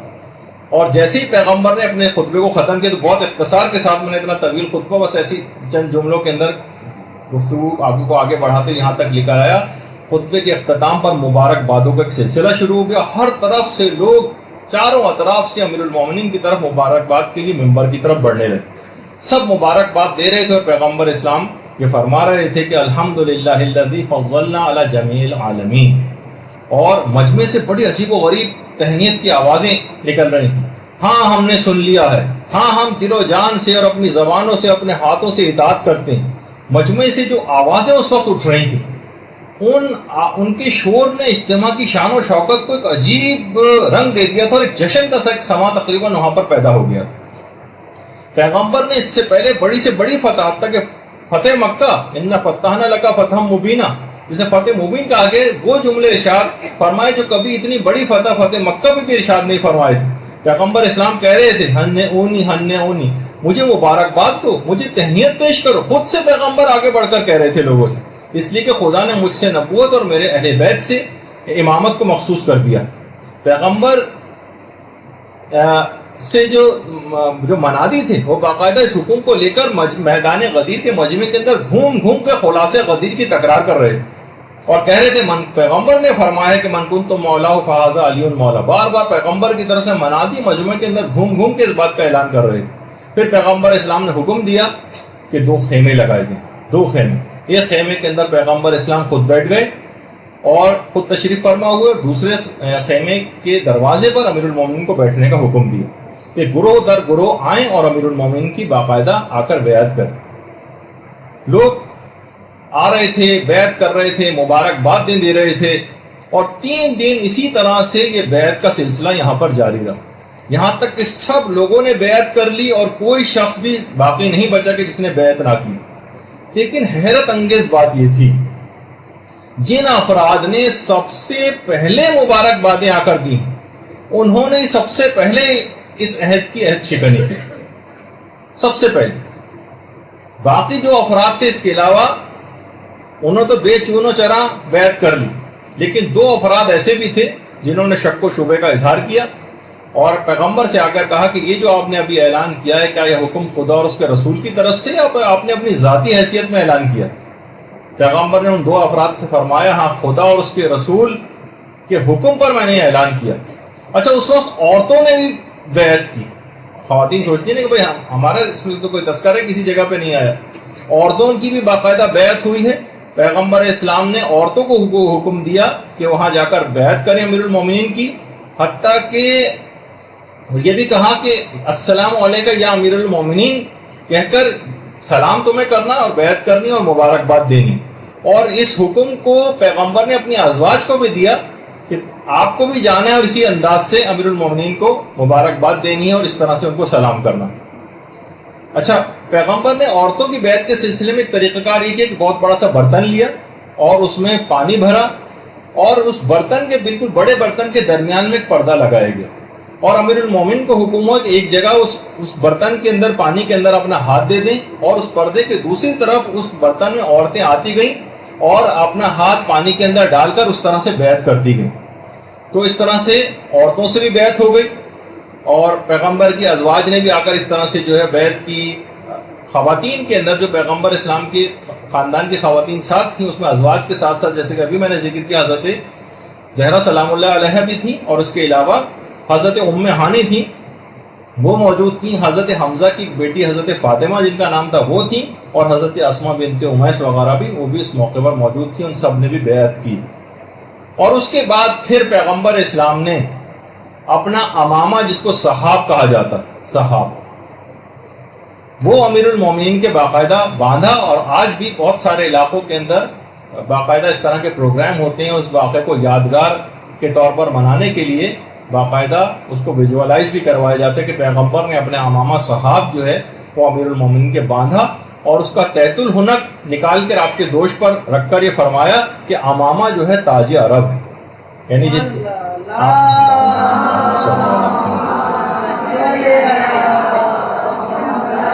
اور اس وقت پیغمبر اسلام نے امیر المومنین سے جملہ بھی کہا تھا کہ جب امیر المومنین فرماتے ہیں کہ خود پیغمبر اسلام نے یہ بات امامہ باندھتے وقت مجھ سے کہی تھی کہ یہ بدر و حنین میں اسی طرح کے امامہ باندھنے والے ملائکہ کے ذریعے پروردگار نے میری مدد کی تھی. اسی طرح کے امامہ باندھنے والے ملائکہ ہیں. اور اس دن کی یاد کے طور پر کیونکہ بہترین دن ہے پیغمبر اسلام نے اس طرح سے اپنا ایک جانشین اور جو علم میں کائنات میں سب سے افضل ترین تھا پیغمبر کے بعد اس کو اپنا جانشین مقرر کیا تھا. یہی وجہ ہے کہ اس دن کی یادگار کے طور پر امامہ کی جو باقاعدہ پہنانے کی ایک تقریب ایران کے اندر جو ہے مختلف مدارس میں منعقد ہوتی ہے جس میں علماء کرام مختلف طالب علموں کو جو پہلی دفعہ امامہ باندھ رہے ہوتے ہیں اپنی تعلیم کے کسی مرحلے میں کامیابی حاصل کرنے کے بعد ان کو باقاعدہ آیت اللہ حضرات اسی طرح سے امامہ پہناتے ہیں. جو آپ کے سامنے اس وقت الٹے ہاتھ پہ آیت اللہ ناصر مکارم شیرازی ہیں, دائیں ہاتھ پہ آیت اللہ صافی گل پائیگانی ہیں اور نیچے جو ہے آیت اللہ تقی مصباح یزدی اور اسی طریقے سے آیت اللہ نوری حمدانی اور مختلف علماء اس طرح سے تقریبات جو ہے منعقد ہوتی ہیں. اچھا عید غدیر کے دن میدان غدیر میں باقاعدہ قصیدہ خوانی بھی ہوئی جو بھی تھوڑی دیر بعد آپ اس مدرسے کے اندر بھی ہوگی. اور تمام مومنین بھی اس کام کو انجام دیتے ہیں اور باقاعدہ پیغمبر اسلام کے ایک صحابی حسان ابن ثابت نے باقاعدہ اجازت آ کے طلب کی کہ میں اس موقع پر ایک قصیدہ کہنا چاہتا ہوں. پیغمبر اسلام نے حسان کو جو ہے وہ اجازت دے دی اور اس وقت حسان نے ایک قصیدہ اس جگہ پر پڑھا. پیغمبر اسلام نے اس طرح سے اجازت دی کہا کہ حسان اللہ کے نام اور اس کی برکت کے ساتھ پڑھو. حسان ایک بلند ترین جگہ کے اوپر چلے گئے. مجمع چاروں طرف حسان کے اکٹھا ہو گیا اور ایک جشن کا سا سما بن گیا. اس کے بعد وہاں پر ایک پورا قصیدہ جو ہے پڑھا گیا. پیغمبر اسلام نے اس قصیدے کو پسند فرمایا اور کہا کہ اے حسان, بڑا اہم جملہ تھا, اے حسان جب تک تم اپنی زبان سے ہمارا دفاع کرتے رہو گے تب تک روح القدس تمہاری تائید کرتا رہے گا. جب تک تم اپنی زبان سے ہمارا دفاع کرتے رہو. بڑا بلیغ جملہ پیغمبر نے ارشاد فرمایا تھا کہ جس کے آگے چل کر پتہ چلا کہ پیغمبر نے اس جملے کو کیوں ارشاد فرمایا تھا کہ وہ پیغمبر مستقبل کی باتیں بھی دیکھ رہے تھے جو بھی آگے چل کر آئیں. اچھا اب اس وقت جبرائیل انسانی شکل میں مجمع کے درمیان موجود تھے اور لوگوں کو منع کر رہے تھے کہ خبردار اپنے عہد و پیمان کو توڑنا دینا جو تم نے پیغمبر کے ساتھ کیا. اس وقت حضرت عمر نے رسول خدا کے پاس آئے اور کہا کہ یا رسول اللہ آپ اس مرد کی باتیں سن رہے ہیں, کیا کہہ رہا ہے؟ پیغمبر نے کہا کہ تمہیں پتہ ہے کہ یہ مرد کون ہے؟ انہوں نے کہا نہیں. کہا یہ روح الامین جبریل ہے اور دیکھو تم اپنے ایمان کی حفاظت کرنا, کہیں کوئی عہد شکنی نہ کر دینا. اگر تم نے ایسا کیا تو خدا اور اس کے رسول تم سے بیزار ہو جائیں گے. پیغمبر نے سختی کے ساتھ اس حکم کو ارشاد فرمایا. اور اس کے بعد تیسرے دن کا جب اختتام ہوا, جب 3 دن وہاں پر تمام رسومات ہو گئی ہیں میدان غدیر میں, تو ایک بڑا عجیب و غریب وہاں پر واقعہ ہوا. حارث بن نعمان فہری اپنے 12 ساتھیوں کے ساتھ پیغمبر کے پاس آیا اور کہا میں آپ سے 3 سوالات کرنا چاہتا ہوں. 3 سوالات. ایک تو یہ کہ من کنتو مولاہو کا اعلان اللہ کی طرف سے یا آپ نے اپنی ذاتی حیثیت میں دیا؟ دیکھیے ایک تو اس نظریے کا ابطال بھی یہاں سے ہو جاتا ہے کہ ذرا سا بھی اگر یہ لوگ اس بات کو درک کر لیتے اور قرآن کی آیت سے بھی واقف ہوتے، ما ينطق عن الهوى ان هو الا وحی یوحی، کہ رسول اپنی خواہش نفس سے کوئی بات نہیں کرتا، وہ تو جو کچھ کہتا ہے وحی الہی اور حکم خدا ہوا کرتا۔ تو وہی سوال آ کے اس نے کیا کہ آپ نے ذاتی حیثیت میں کیا یا خدا کی طرف سے؟ پیغمبر اسلام نے کہا میں اپنا کوئی حکم ذاتی حیثیت میں نہیں کرتا، جو کچھ ہوتا ہے میں اجازت کے بغیر خدا کی کوئی اعلان نہیں کرتا ہوں۔ حارث نے کہا کہ اے خدا، اب آسمان کی طرف دیکھا اس نے، اے خدا محمد نے جو کچھ بیان کیا ہے صلی اللہ علیہ وآلہ وسلم،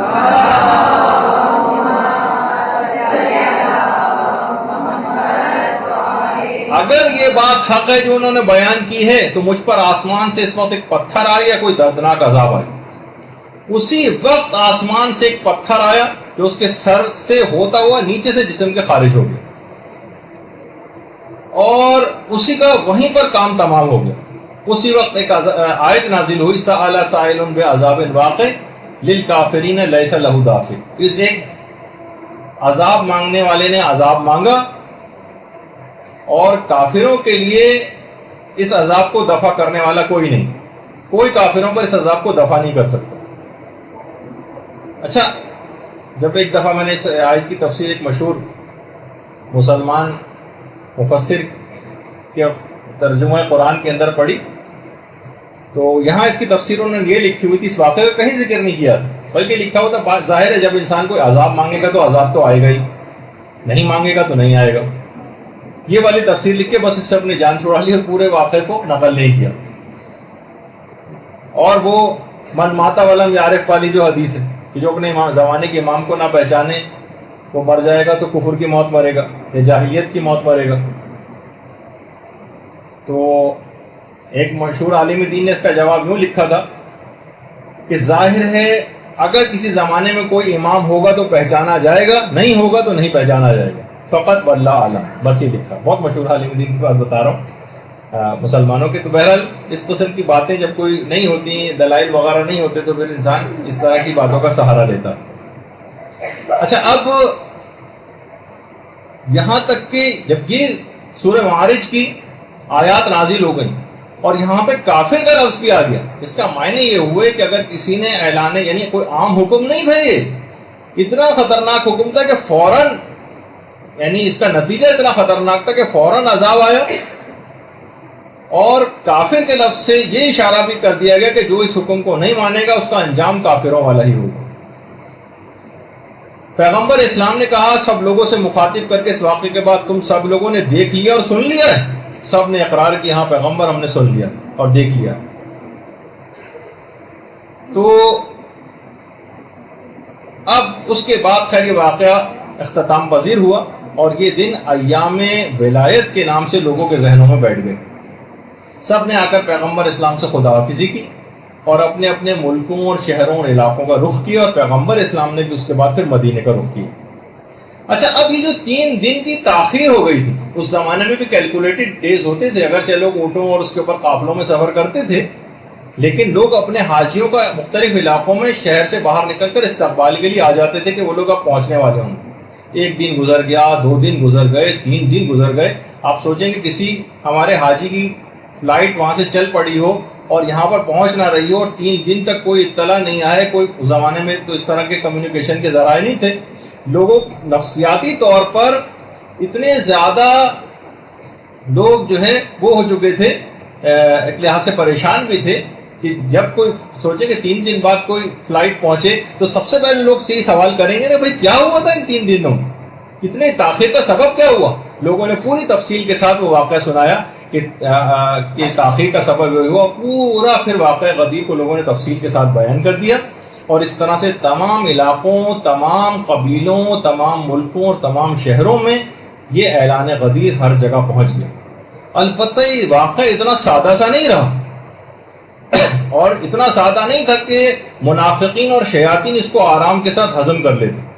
غدیر کے دن تمام شیاطین اور منافقین میں ایک صف ماتم بچھ گیا، منافقین کے اوپر غموں کے پہاڑ ٹوٹ پڑے اور سب کی امیدوں کے اوپر پانی پھر گیا، اور ابلیس، شیاطین اور منافقین جو تھے وہ سمجھ گئے کہ اگر اس رسول کے اس حکم پر عمل ہو گیا تو مسلمانوں کو گمراہ کرنے کا سارا رستہ ہی بند ہو جائے گا. وہ سب یہ اعلان یہ سن کر سخت غمزدہ ہو گئے اور بلند آواز سے تمام شیاطین جو ہیں فریادیں کرنے لگے. اور یہ اعلان سن کر اس اعلان کو سن کر ابلیس نے ایک زوردار چیخ ماری.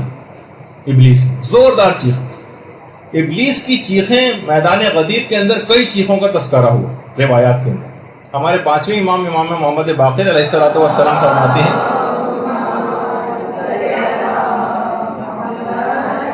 کہ ابلیس نے 4 مرتبہ جو ہے وہ فریاد جو ہے وہ بلند کی. پہلی فریاد تو اس وقت بلند اس نے کی کہ جب خدا کی طرف سے اس پر لعنت کی گئی. دوسری دفعہ اس وقت اس نے چیخ ماری کہ جب آسمان سے زمین پر اس کو بھیجا گیا. تیسری چیخ اس کی اس وقت ہے روایات کے اندر کہ جب پیغمبر اسلام کو مبعوث بہ رسالت کیا گیا. اور چوتھی اس غدیر خم کے اس اعلان سننے کے بعد شیطان نے ایک زوردار چیخ ماری جب مولا کو جانشین بنایا گیا. اور ایک روایت میں ایک اور مقام بھی کہ جب سورہ الحمد نازل ہوا اس وقت بھی شیطان کی ایک چیخ کا تذکرہ. پانچویں امام یہ فرماتے ہیں کہ جب پیغمبر اسلام نے امیر المومنین کے ہاتھ کو اپنے ہاتھ میں لیا اور جس وقت من کنت مولا ہو کہا، ابلیس کے گروہ کے جتنے بھی بڑے بڑے شیاطین تھے سارے اس کے پاس جمع ہو گئے اور کہا کہ تم نے تو یہ کہا تھا کہ پیغمبر اسلام کی رحلت کے بعد یہ تمام صحابہ متفرق ہو جائیں گے، لیکن پیغمبر نے تو اتنا جامع پروگرام دے دیا ہے کہ ایک جانشین کے بعد دوسرا جانشین آ کر جگہ لے لے گا. ابلیس نے کہا جاؤ جاؤ، ان میں سے اکثر نے مجھ سے وعدہ کر لیا ہے کہ رسول کی کسی بات کا اقرار نہیں کریں گے اور مجھ سے کیے گئے وعدے سے پیچھے نہیں ہٹیں گے. منافقین شیطان سے باقاعدہ وعدہ کر چکے تھے کہ ہم پیغمبر اسلام کے اس قول و اقرار کو نہیں مانیں گے اور ان سے جو ہے ان کی کسی بات کو نہیں مانیں گے اور جو ابلیس سے جو وعدہ کیا اس کو پورا کریں گے. بحار الانوار کی 37ویں جلد کے اندر باقاعدہ یہ سب روایات موجود ہیں اور کتاب عوالم کی 3ری جلد میں بھی اس کی پوری تفصیل. اور پانچویں امام جملہ ارشاد فرماتے ہیں کہ جیسے ہی امیر المومنین کا ہاتھ پیغمبر نے اپنے ہاتھ میں لیا اس وقت شیطان کی ایک زوردار چیخ آئی اور تمام خشکی اور تری کے جتنے بھی شیاطین تھے سب نے اس کو آ کر گھیر لیا اور کہا کہ اے آقا تم کس مشکل میں گرفتار ہو، ہم نے کبھی اتنی بھیانک چیخ کی آواز نہیں سنی. تو شیطان نے کہا کہ پیغمبر نے وہ کام انجام دے دیا ہے کہ اگر یہ نتیجہ بخش ہو گیا تو کوئی خدا کی نافرمانی نہیں کرے گا. اب شیاطین نے کہا کہ اے ہمارے آقا تم نے تو بڑے بڑے افراد کو گمراہ کر دیا، تمہارے لیے گمراہ کرنا کون سا مشکل بات. اچھا اس وقت شیاطین منافقین کی باتوں کی طرف متوجہ ہوئے جو اسی میدان غدیر میں اعلان ولایت کے بعد جو لوگوں کی منافقین کی زبانوں پر جو باتیں آئیں گی وہ شیطان وہ جا کر سننے لگے. منافقین آپس میں کہہ رہے تھے کہ یہ جو کچھ بھی رسول کہہ رہے ہیں نا یہ اپنی خواہش نفس سے بات کر رہے ہیں، یہ خدا کا حکم نہیں. اور ایک مشہور منافق نے تو یہاں تک بات کہی کہ تم دیکھ رہے ہو اس رسول کو کہ اس کی آنکھیں دائیں بائیں کیسے حرکت کر رہی ہیں. اور باقاعدہ اس موقع پر غدیر کے دن منافقین نے توہین رسالت پیغمبر کی شان میں بہت غلط جملے کہے اور ان کی ان باتوں سننے کے بعد ابلیس نے اس کے بعد ایک خوشی کا ایک نعرہ بلند کیا. کہا کہ آدم نے تو اپنے عہد کو توڑا تھا، یعنی ترک اولا آدم سے ہوا تھا مگر خدا کے منکر نہیں ہوئے تھے، لیکن انہوں نے تو اپنے عہد و پیمان کو بھی توڑ دیا اور پیغمبر ہی کے منکر ہو گئے. اور پھر کچھ ہی عرصہ جب گزرا ہے اور پیغمبر اسلام کی رحلت ہوئی ہے اور لوگوں نے پھر پیغمبر اسلام کی رحلت کے بعد امیر المومنین کو چھوڑ کر کسی اور کو اپنا والی بنایا تو ابلیس نے روایات میں ملتا ہے کہ بادشاہت کا تاج اپنے سر پر رکھا اور ایک ممبر بنا کر بیٹھا اور تمام شیاطین کو اس نے پوری دنیا کے جمع کیا اور کہا کہ آج خوشی مناؤ اس لیے کہ جب تک امام قیام نہیں کرے گا اس وقت تک اب خدا کی اطاعت ہو نہیں سکتی. یہ باقاعدہ روایت کے جملے روضہ کافی کی حدیث نمبر 542 ہے جو میں نے ابھی آپ کے سامنے آپ کی خدمت میں پیش کی. اب علماء فرماتے ہیں کہ 2 طرح کے احتمال ہیں جو شیطان نے بات کہی تھی کہ جب تک امام قیام نہ کرے گا، اس سے مراد یا تو امام برحق ہے جب تک وہ قیام نہ کرے، یا یہ کہ اس سے مراد امام زمانہ علیہ الصلوۃ والسلام کا قیام ہے کہ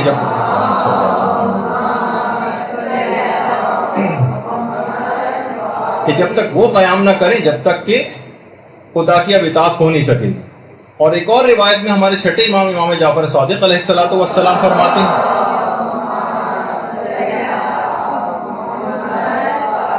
جس میں ہمارے لیے بھی خطرے کی گھنٹی. وہ کیا ہے؟ شیطان کی 3 چیخوں کا تذکرہ غدیر کے دن. ایک تو جب پیغمبر اسلام نے اعلان ولایت کیا تو شیطان کی ایک چیخ کی آواز آئی, سب جمع ہو گئے. لوگوں نے جو اس کے شیاطین تھے آ کر پوچھا کہ آپ نے کیوں ایسی چیخ ماری؟ کہنے لگا وائے ہو تم پر, آج کا دن تو عیسیٰ کے دن کی مانی. یعنی حضرت عیسیٰ نے جب شمعون کو اپنا جو ہے جانشین مقرر کیا تھا. پھر اس کے بعد پھر شیطان نے ایک زوردار چیخ ماری, شیاطین پھر جمع ہو گئے. کہا کہ اب کیا بات ہو گئی؟ کہا آج خدا نے میرے قول کے لیے ایک آیت کو نازل کر دیا جو سورہ سبا کی آیت ہے, وَلَقَدْ صَدَّقَ عَلَيْهِمْ إِبْلِيسُ ظَنَّهُ فَاتَّبَعُوهُ إِلَّا فَرِيقًا مِنَ الْمُؤْمِنِينَ, کہ آج ان پر ابلیس نے اپنے گمان کو سچ کر دکھایا اور مومنین کے گروہ کے علاوہ سب لوگوں نے ابلیس کی تابعداری کی. اس کے بعد ابلیس نے آسمان کی طرف دیکھا اور کہا کہ خدا کی عزت و جلال کی قسم, میں ہدایت یافتہ جو گروہ ہے اس کو گمراہوں کے گروہ کے ساتھ ملا دوں, یعنی میں ان کے اصحاب کو بھی رسول اور ائمہ جو امیر المومنین کے اصحاب ہیں ان کو گمراہ کر دوں. اچھا, پیغمبر اسلام جو اس وقت شیطان کے تمام پروگرام سے واقف تھے, فوراً پیغمبر اسلام نے ایک اور آیت کی تلاوت کی کہ اِنَّ عِبَادِي لَيْسَ لَكَ عَلَيْهِمْ سُلْطَان, کہ میرے بندوں پر تیرا کوئی اختیار نہیں چلے. شیطان نے پھر ایک زوردار چیخ ماری, گروہ پھر جمع ہو گیا اور کہا کہ خدا کی قسم میں علی کے اصحاب پر تو تسلط نہیں رکھتا ہوں, لیکن میں بھی خدا کی عزت و جلال کی قسم کھاتا ہوں کہ میں گناہوں کو علی کے شیعوں کے سامنے اچھا بنا کر پیش کروں گا, تاکہ میں ان کا ارتکاب کروا کر تیری بارگاہ میں علی کے شیعوں کو مبغوض کر سکوں, ان کو عذاب دلوا سکوں. بہار الانوار کی جلد نمبر 37. یہ اب یہ سوچ لیجیے کہ گناہوں کا ارتکاب شیطان کے مشن کو کامیاب کر دے گا. اس نے کہا تھا کہ ٹھیک ہے میں علی کے مخلص اصحاب کے اوپر تو تسلط نہیں رکھتا ہوں, لیکن میں گناہوں کو اچھا بنا کر علی کے شیعوں کے سامنے ضرور پیش کروں گا اور ان سے ارتکاب کرواؤں. تو اب آپ کو فوراً کبھی کوئی ایسا موقع آ جائے زندگی کے اندر تو شیطان کی اس بات کو, اب اگر ہم نے اس کام کو کیا تو گویا شیطان کے اس مقصد کو ہم پورا کر دیں گے اور میدان غدیر کے اندر جو واقعہ پیش آیا تھا اس کے نتیجے کے برخلاف عمل کریں گے. تو بہرحال اچھا, اب بہار الانوار کی 37ویں جلد کے اندر ہے پورا واقعہ. اچھا, غدیر کے دن شیطان ایک خوبصورت بوڑھے کی شکل میں رسول خدا کے پاس آئے اور پیغمبر کے پاس آ کر شیطان نے ایک طنز کیا اور کہا کہ اے محمد صلی اللہ علیہ وآلہ وسلم,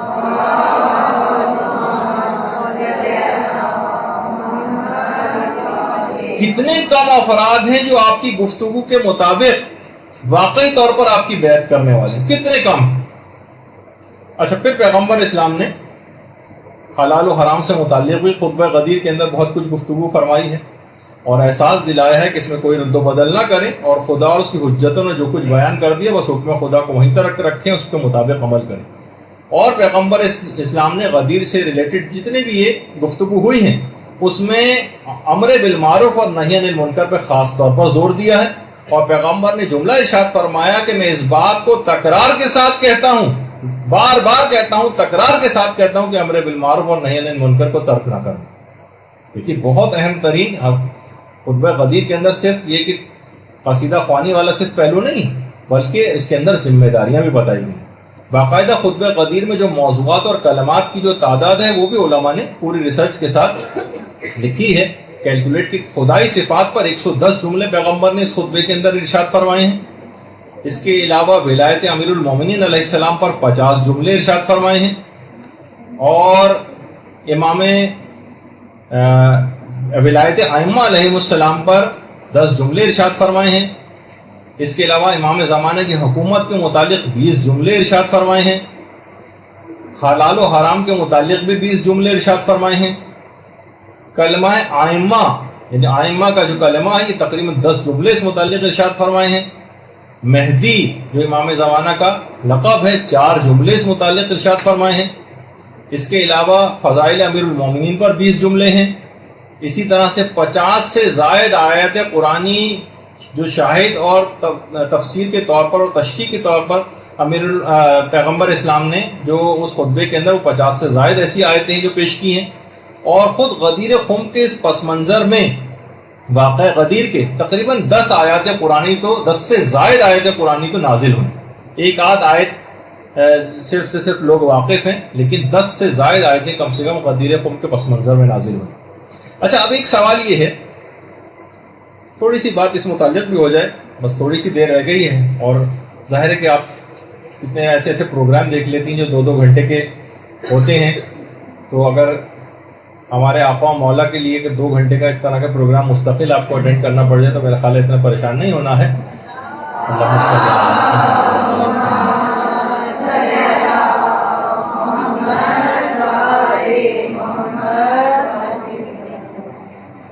اچھا، کہ پیغمبر اسلام نے آخر بیعت کیوں لی؟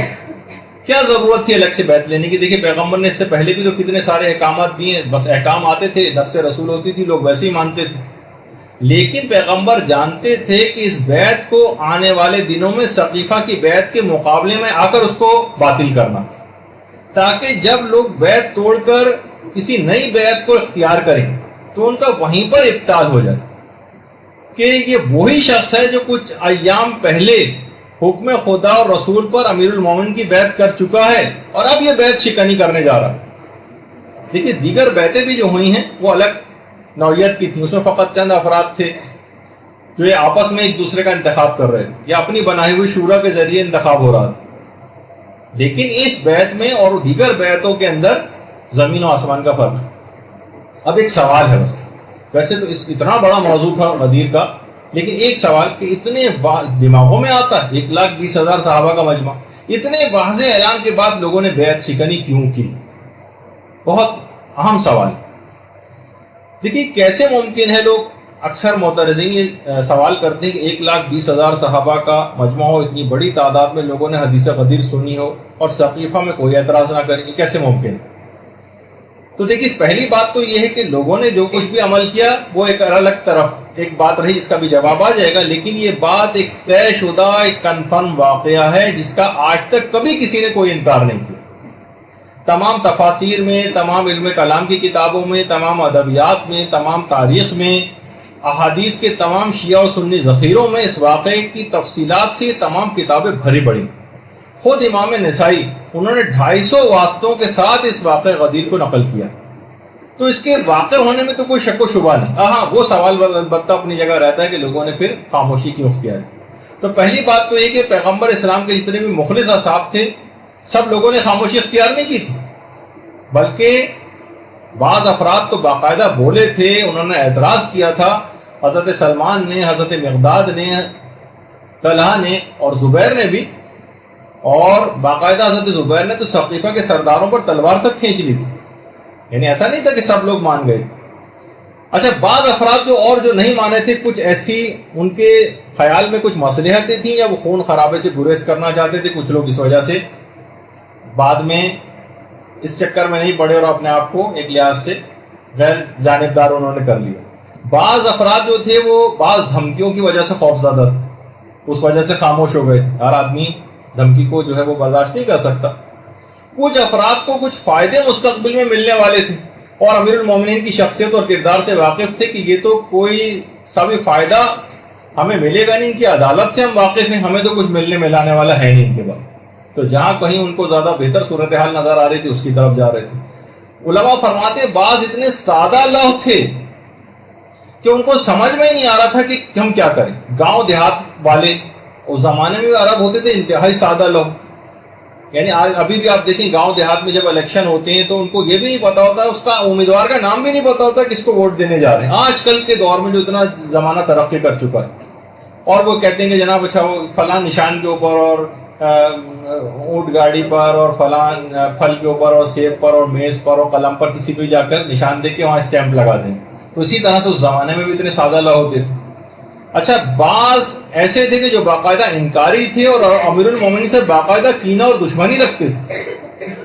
کتنے ہی کافر اور مشرک رشتہ داروں کو ان کے مختلف جنگوں میں امیر المومنین قتل کر چکے تھے. عربوں کا کینہ تو بہت مشہور ہے نا، تو یہ والی بہت تھی ان کے اندر دشمنی، اس وجہ سے بھی انکار کیا. بعض اتنے زیادہ نادان اور جاہل تھے، حیرانگی ہوگی آپ کو سن کر، لیکن علماء نے لکھا ہے حوالوں کے ساتھ کہ وہ سمجھتے تھے کہ حضرت ابو بکر یا حضرت علی جن کی ہم بیعت کر رہے ہیں یہ علی ہیں. اور باقاعدہ ابو جعفر الاسقافی جن کی کتاب المعیار والموازنہ، اس کے اندر انہوں نے باقاعدہ اس بات کو لکھا ہے کہ اس زمانے کے لوگوں کی جہل و نادانی کا ثبوت اس سے آپ اندازہ لگائیے کہ وہ اس طرح سے ان اصحاب کو پہچانتے تھے اور یہ نام لے کر مخاطب کرتے تھے: علی ابن خطاب، عمر ابن ابی قحافہ، عثمان ابن ابی طالب اور ابو بکر ابن عفان. ان سب کے نام اور بلدیتیں بدل کے ان کو یہ نہیں پتا تھا کہ ہم کس سے مخاطب.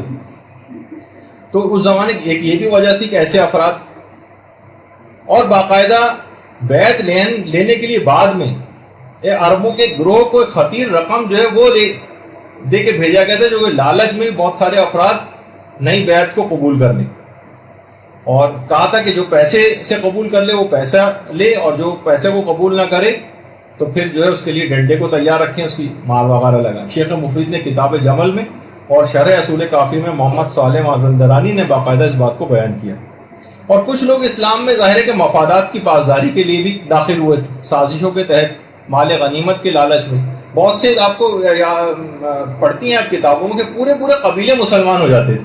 تو حیرانگی ہوتی ہے کہ پورا قبیلہ کیسے مسلمان؟ بھائی کچھ لوگ متاثر ہو کہ بہت سے لوگ متاثر نہیں، پورا قبیلہ کیسے؟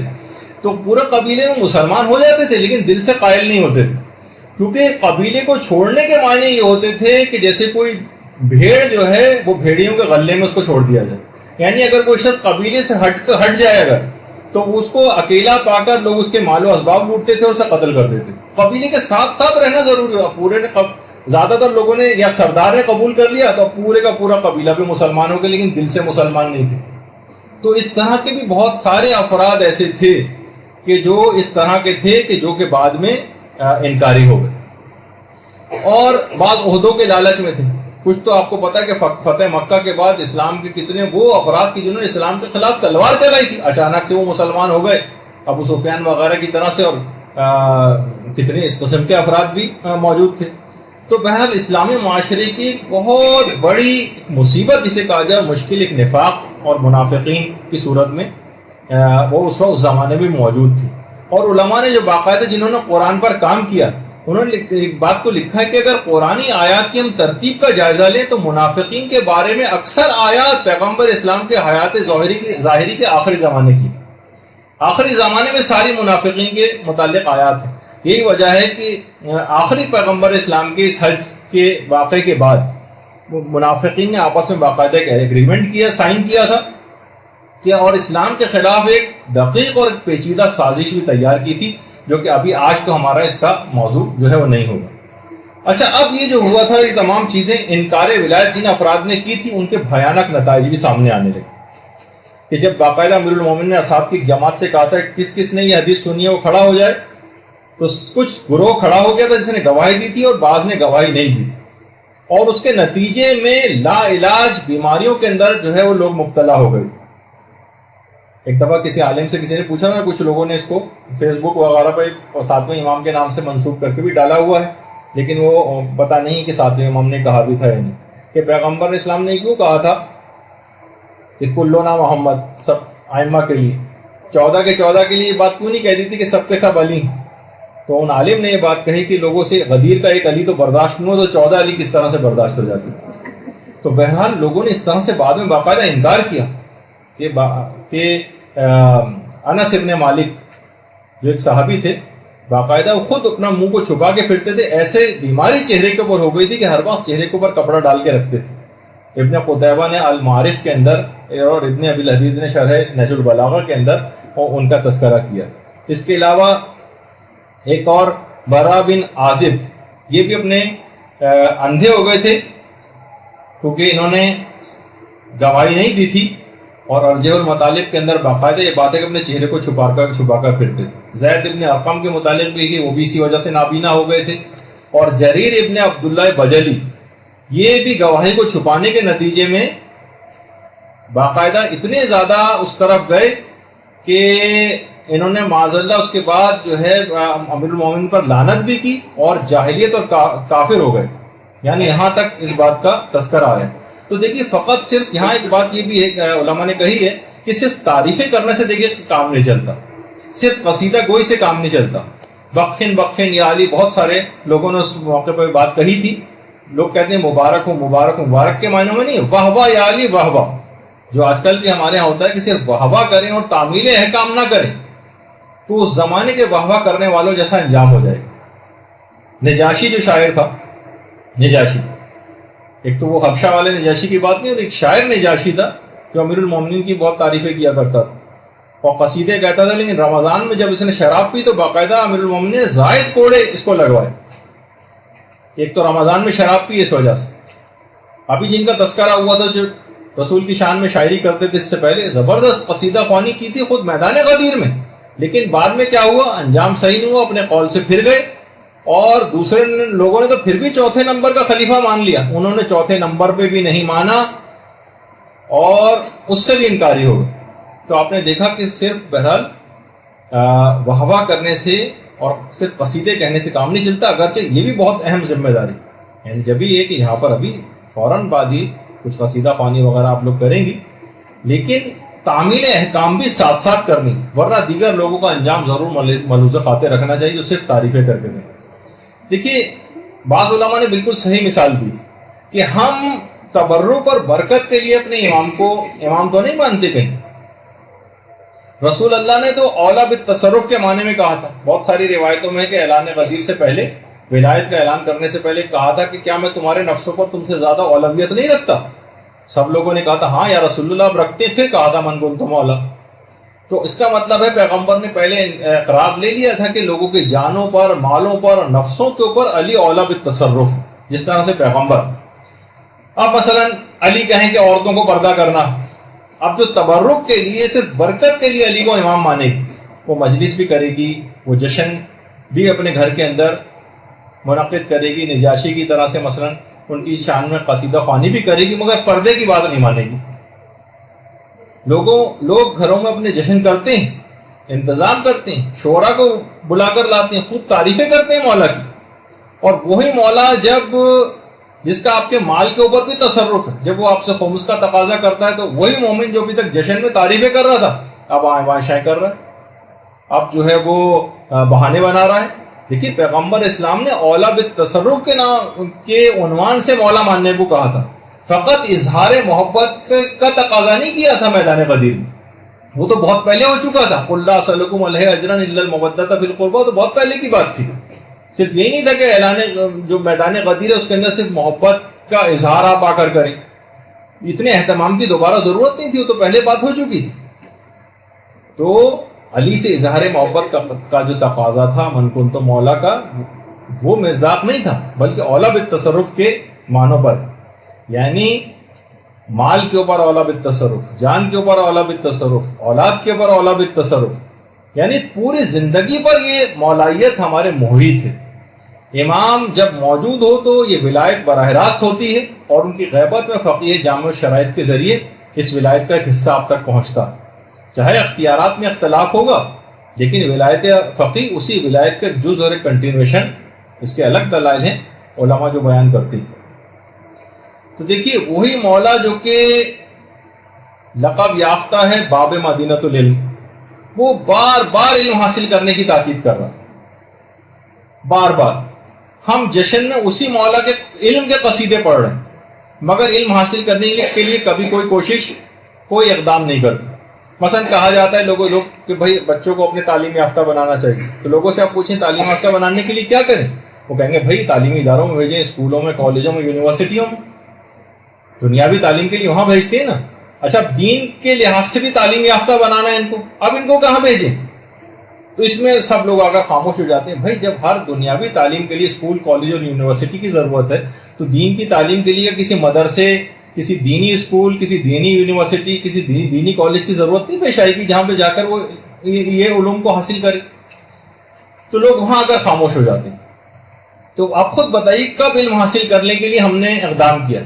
ابھی کچھ ہی عرصے پہلے انٹرنیٹ وغیرہ پہ بھی ایک بڑے اچھا ایک نقطہ نظر پیش کیا کہ علی، بغیر علی کے تعلیم کبھی مکمل نہیں ہو سکتی. یقین نہ آئے تو لفظ تعلیم میں سے علی آپ نکال دیں، باقی صرف تم رہ جاؤ گے، یعنی علم اس میں سے نکل جائے گا.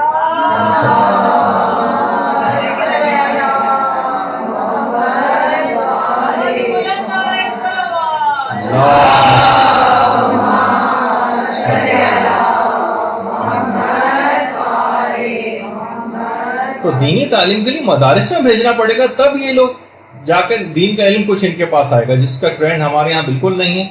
اور کچھ ایسے حالات پیدا کر دیے گئے کہ لوگ اور زیادہ اس سے ایک خاص سازش کے تحت کے لوگ اور متنفر ہوتے جا رہے ہیں. تو اب جو صرف تبرک کے لیے مولا کو مولا مانے گا، اولا بالتصرف کے معنوں میں نہیں مانے گا، تو کیا نتیجہ ہوگا کہ وہی مولا جب کوڑا لے کر بے چھلکے کی مچھلی بازاروں میں بیچنے والوں کو مارتا تھا کہ اے مست شداؤں کی یادگاروں کو تم کیوں بیچ رہے ہو، جو اس قسم جو داڑھی منڈوانے کی پاداشیں مسخ کر دی گئی ان کی نشانیوں کو کیوں بیچ رہے ہو؟ تو ہم کہیں گے کہ مولا آپ لاکھ ہمیں کوڑے مارے، ہم خود بھی داڑھی مونڈیں گے اور ڈھونڈ ڈھونڈ کر داڑھی مونڈے شعرا کو قصیدہ خوانی کے لیے بلائیں گے ضرور غدیر کے دن، اور انہی سے ہم پڑھوائیں گے. تو ہر بار امر و نہیں جب بھی انسان کبھی کرتا ہے تو اسے اپنی صفائیاں ضرور پیش کرنا پڑتی ہیں. دیکھیے میں خود بھی یہ صفائیوں پیش کروں، خود قصیدے سننے کا بہت شوقین ہوں، لیکن جب کوئی پیغام دینا ہوتا تو کچھ تو کرنے کے صرف ایک مقام کی حد تک رہ گئے. تو وہ آپ نے دیکھا کہ اس سے پہلے بہت سارے شاعر حضرات ان کو بھی کوڑے بھی لگ چکے ہیں. کتنے شاعر جنہوں نے قصیدہ خوانی خود میدان غدیر میں کیے، بعد میں کیسے عمل اس کے مطابق نہیں کیا تو نتیجہ کیا نکلا. تو مولا کو اپنی زندگی کے ہر شعبے میں اولا بالتصرف ماننا، آپ کے احکام کی امیر المومن کے معرفت حاصل کرنی، اور ہر حکم کو بلا استثناء اور ایکسیپشن کے ساتھ ماننا. فقط قصیدہ خوانی سے اس وقت تک کام نہیں چلے گا جب تک عمل ساتھ میں نہیں ہوگا.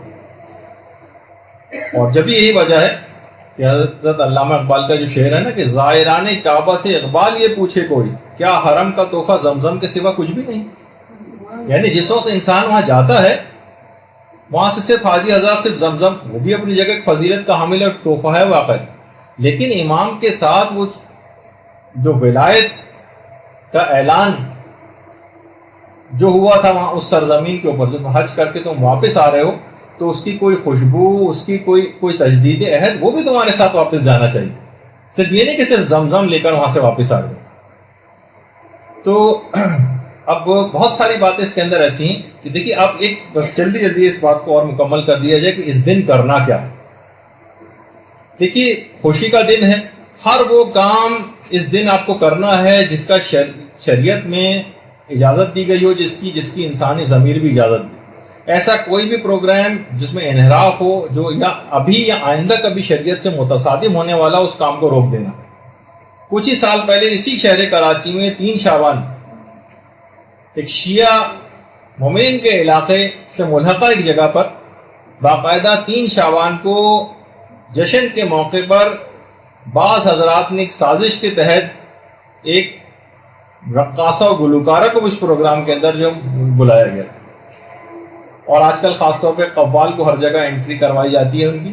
تو بہرحال اب دیکھیے لیکن کیا کیا کہ اس علاقے کے لوگوں نے ایک براہ راست امر بالمعروف اور نہی عن المنکر کیا، اس بات کو پریشر دے کے رکوا دیا پہلے مرحلے میں. ایک آدھ دفعہ بھی ایسے پروگرام ہو جائے تو بعد میں باطل اتنا مضبوط ہو جاتا ہے وہ کھڑا نہیں جا سکتا اس کو.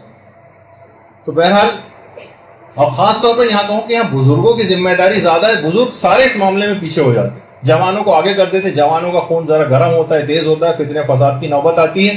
بوڑھے داڑھی والے بزرگ حضرات اگر کسی جگہ پر جا کر معاملے کو رکوائیں گے تو وہاں پر کسی جو مخالف پارٹی میں نوجوان ہوں گے وہ بھی ان پر اس طرح سے ہاتھ نہیں اٹھا سکتے، اور کوئی ایسے جھگڑے و فساد کی نوبت نہیں ہو سکتی. بات چیت کے ذریعے بزرگوں کو آگے بڑھنا چاہیے. تو بہرحال اب دیکھیے جس خطبہ غدیر سے ملحقہ رسول نے امر و نہی کی اتنی تاکید کی، یہ کیسے ممکن ہے کہ اسی دن ان کے اس حکم کو فراموش کر دیا جائے. تو دیکھیے نہ تو ان جو بھی تقریبات اس سلسلے میں ہوں 18 ذی الحجہ کے ذیل میں یا کسی بھی جشن کے پروگرام میں، نہ اس میں کوئی حرام ہو نہ کوئی مکروہ ہو، اور ایسا بھی کوئی مباح نہ ہو جو کل کسی فتنے اور فساد کا سبب بن جائے یا کسی حرام کام کا پیش خیمہ بن جائے. اس کو بھی احساس کرنا. اچھا اب کریں کیا؟ سب سے پہلی تو چیز یہ ہے جو ہمارے چھٹے امام فرماتے تھے کہ پروردگار عالم کا آج کے دن شکر ادا کریں اور خدا کی حمد و ثنا اس دن کریں. دوسری ذمہ داری. اب جلدی جلدی ان ذمہ داری کو بھی لکھ لیں. ہمارے 8ویں امام فرماتے ہیں کہ اس دن سب سے مسکرا کر ملیں, یہ مسکرانے کا دن. جو بھی ایک دوسرے سے مسکرا کر اس دن ملے گا خدا کی نظر کرم اس پر ہوگی اور 1000 حاجتیں اس مسکراہٹ کی وجہ سے اس کی پوری کی جائیں گی. اور خدا موتیوں کا ایک محل, سفید موتیوں کا ایک محل جنت میں اس کو عطا کرے گا صرف مسکرا کر ملنے سے.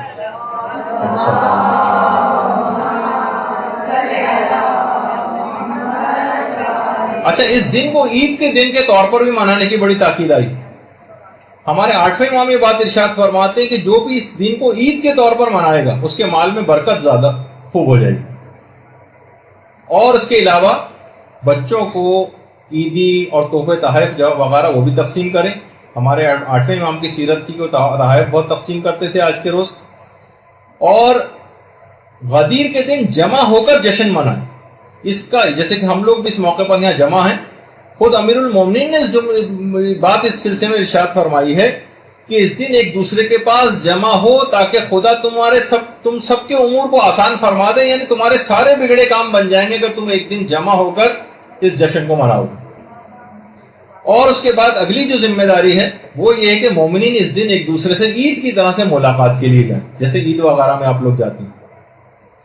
ہمارے 8ویں امام یہ جملہ بھی ارشاد فرماتے ہیں کہ ایک دوسرے سے بلکہ وہ ملنے کی بہت تاکید کرتے تھے اور فرماتے تھے کہ قبر میں اس کے 70 نور داخل کیے جائیں گے. جو بھی اس دن ایک دوسرے سے ملنے کے لیے جائے گا اس کی قبر بہت زیادہ وسیع ہو جائے گی ایک دوسرے سے ملنے کی وجہ سے, اور روزانہ 70,000 ملائکہ اس کی قبر کے لیے زیارت کے لیے آئیں گے اور اس کو مسلسل جنت کی بشارتیں دیں گے.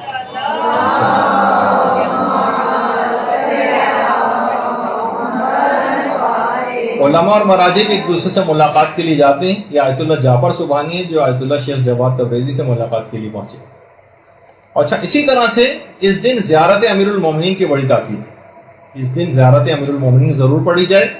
جو ان کی قبر مبارک پہ براہ راست جا سکے وہ وہاں جا کر اس زیارت کو انجام دے, اور جو وہاں نہیں پہنچ سکتا وہ اپنے وطن میں بھی رہ کر اس زیارت کو پڑھ سکتا ہے. اور خاص طور پر زیارت امین اللہ کی بھی خاص طور پر بڑی تاکید آئی. اور روایت میں کہ 60 سال کے گناہ اس کے معاف ہو جاتے ہیں. اور ہمارے 8ویں امام نے تو اتنا زیادہ اس کا ثواب بتایا اس دن کا کہ اس دن یعنی جتنے شب قدر میں اور جتنے پورے رمضان میں اور جتنے شب عید میں لوگ آتش جہنم سے آزاد کیے جاتے ہیں اس سے دگنے عید غدیر کے دن لوگ آتش جہنم سے آزاد کیے جاتے ہیں.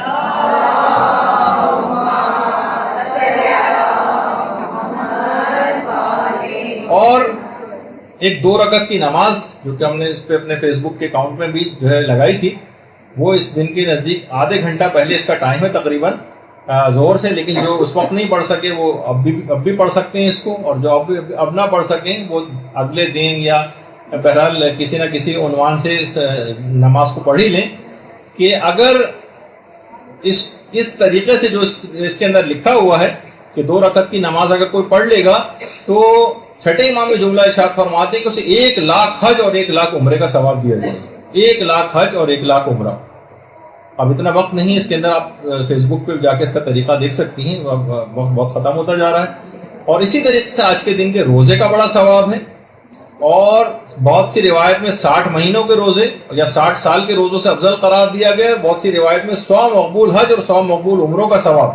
اور ایک روایت جو ابھی آپ کے سامنے 6 امام کی, اس میں عید غدیر کا روزہ دنیا کی عمر کی مقدار کے روزے کے برابر, یعنی اگر انسان دنیا کی عمر کے برابر زندہ رہے اور تمام دن روزہ رکھے تو غدیر کے دن روزہ رکھنے کا ثواب اس شخص کو اتنا ہی دیا جائے گا.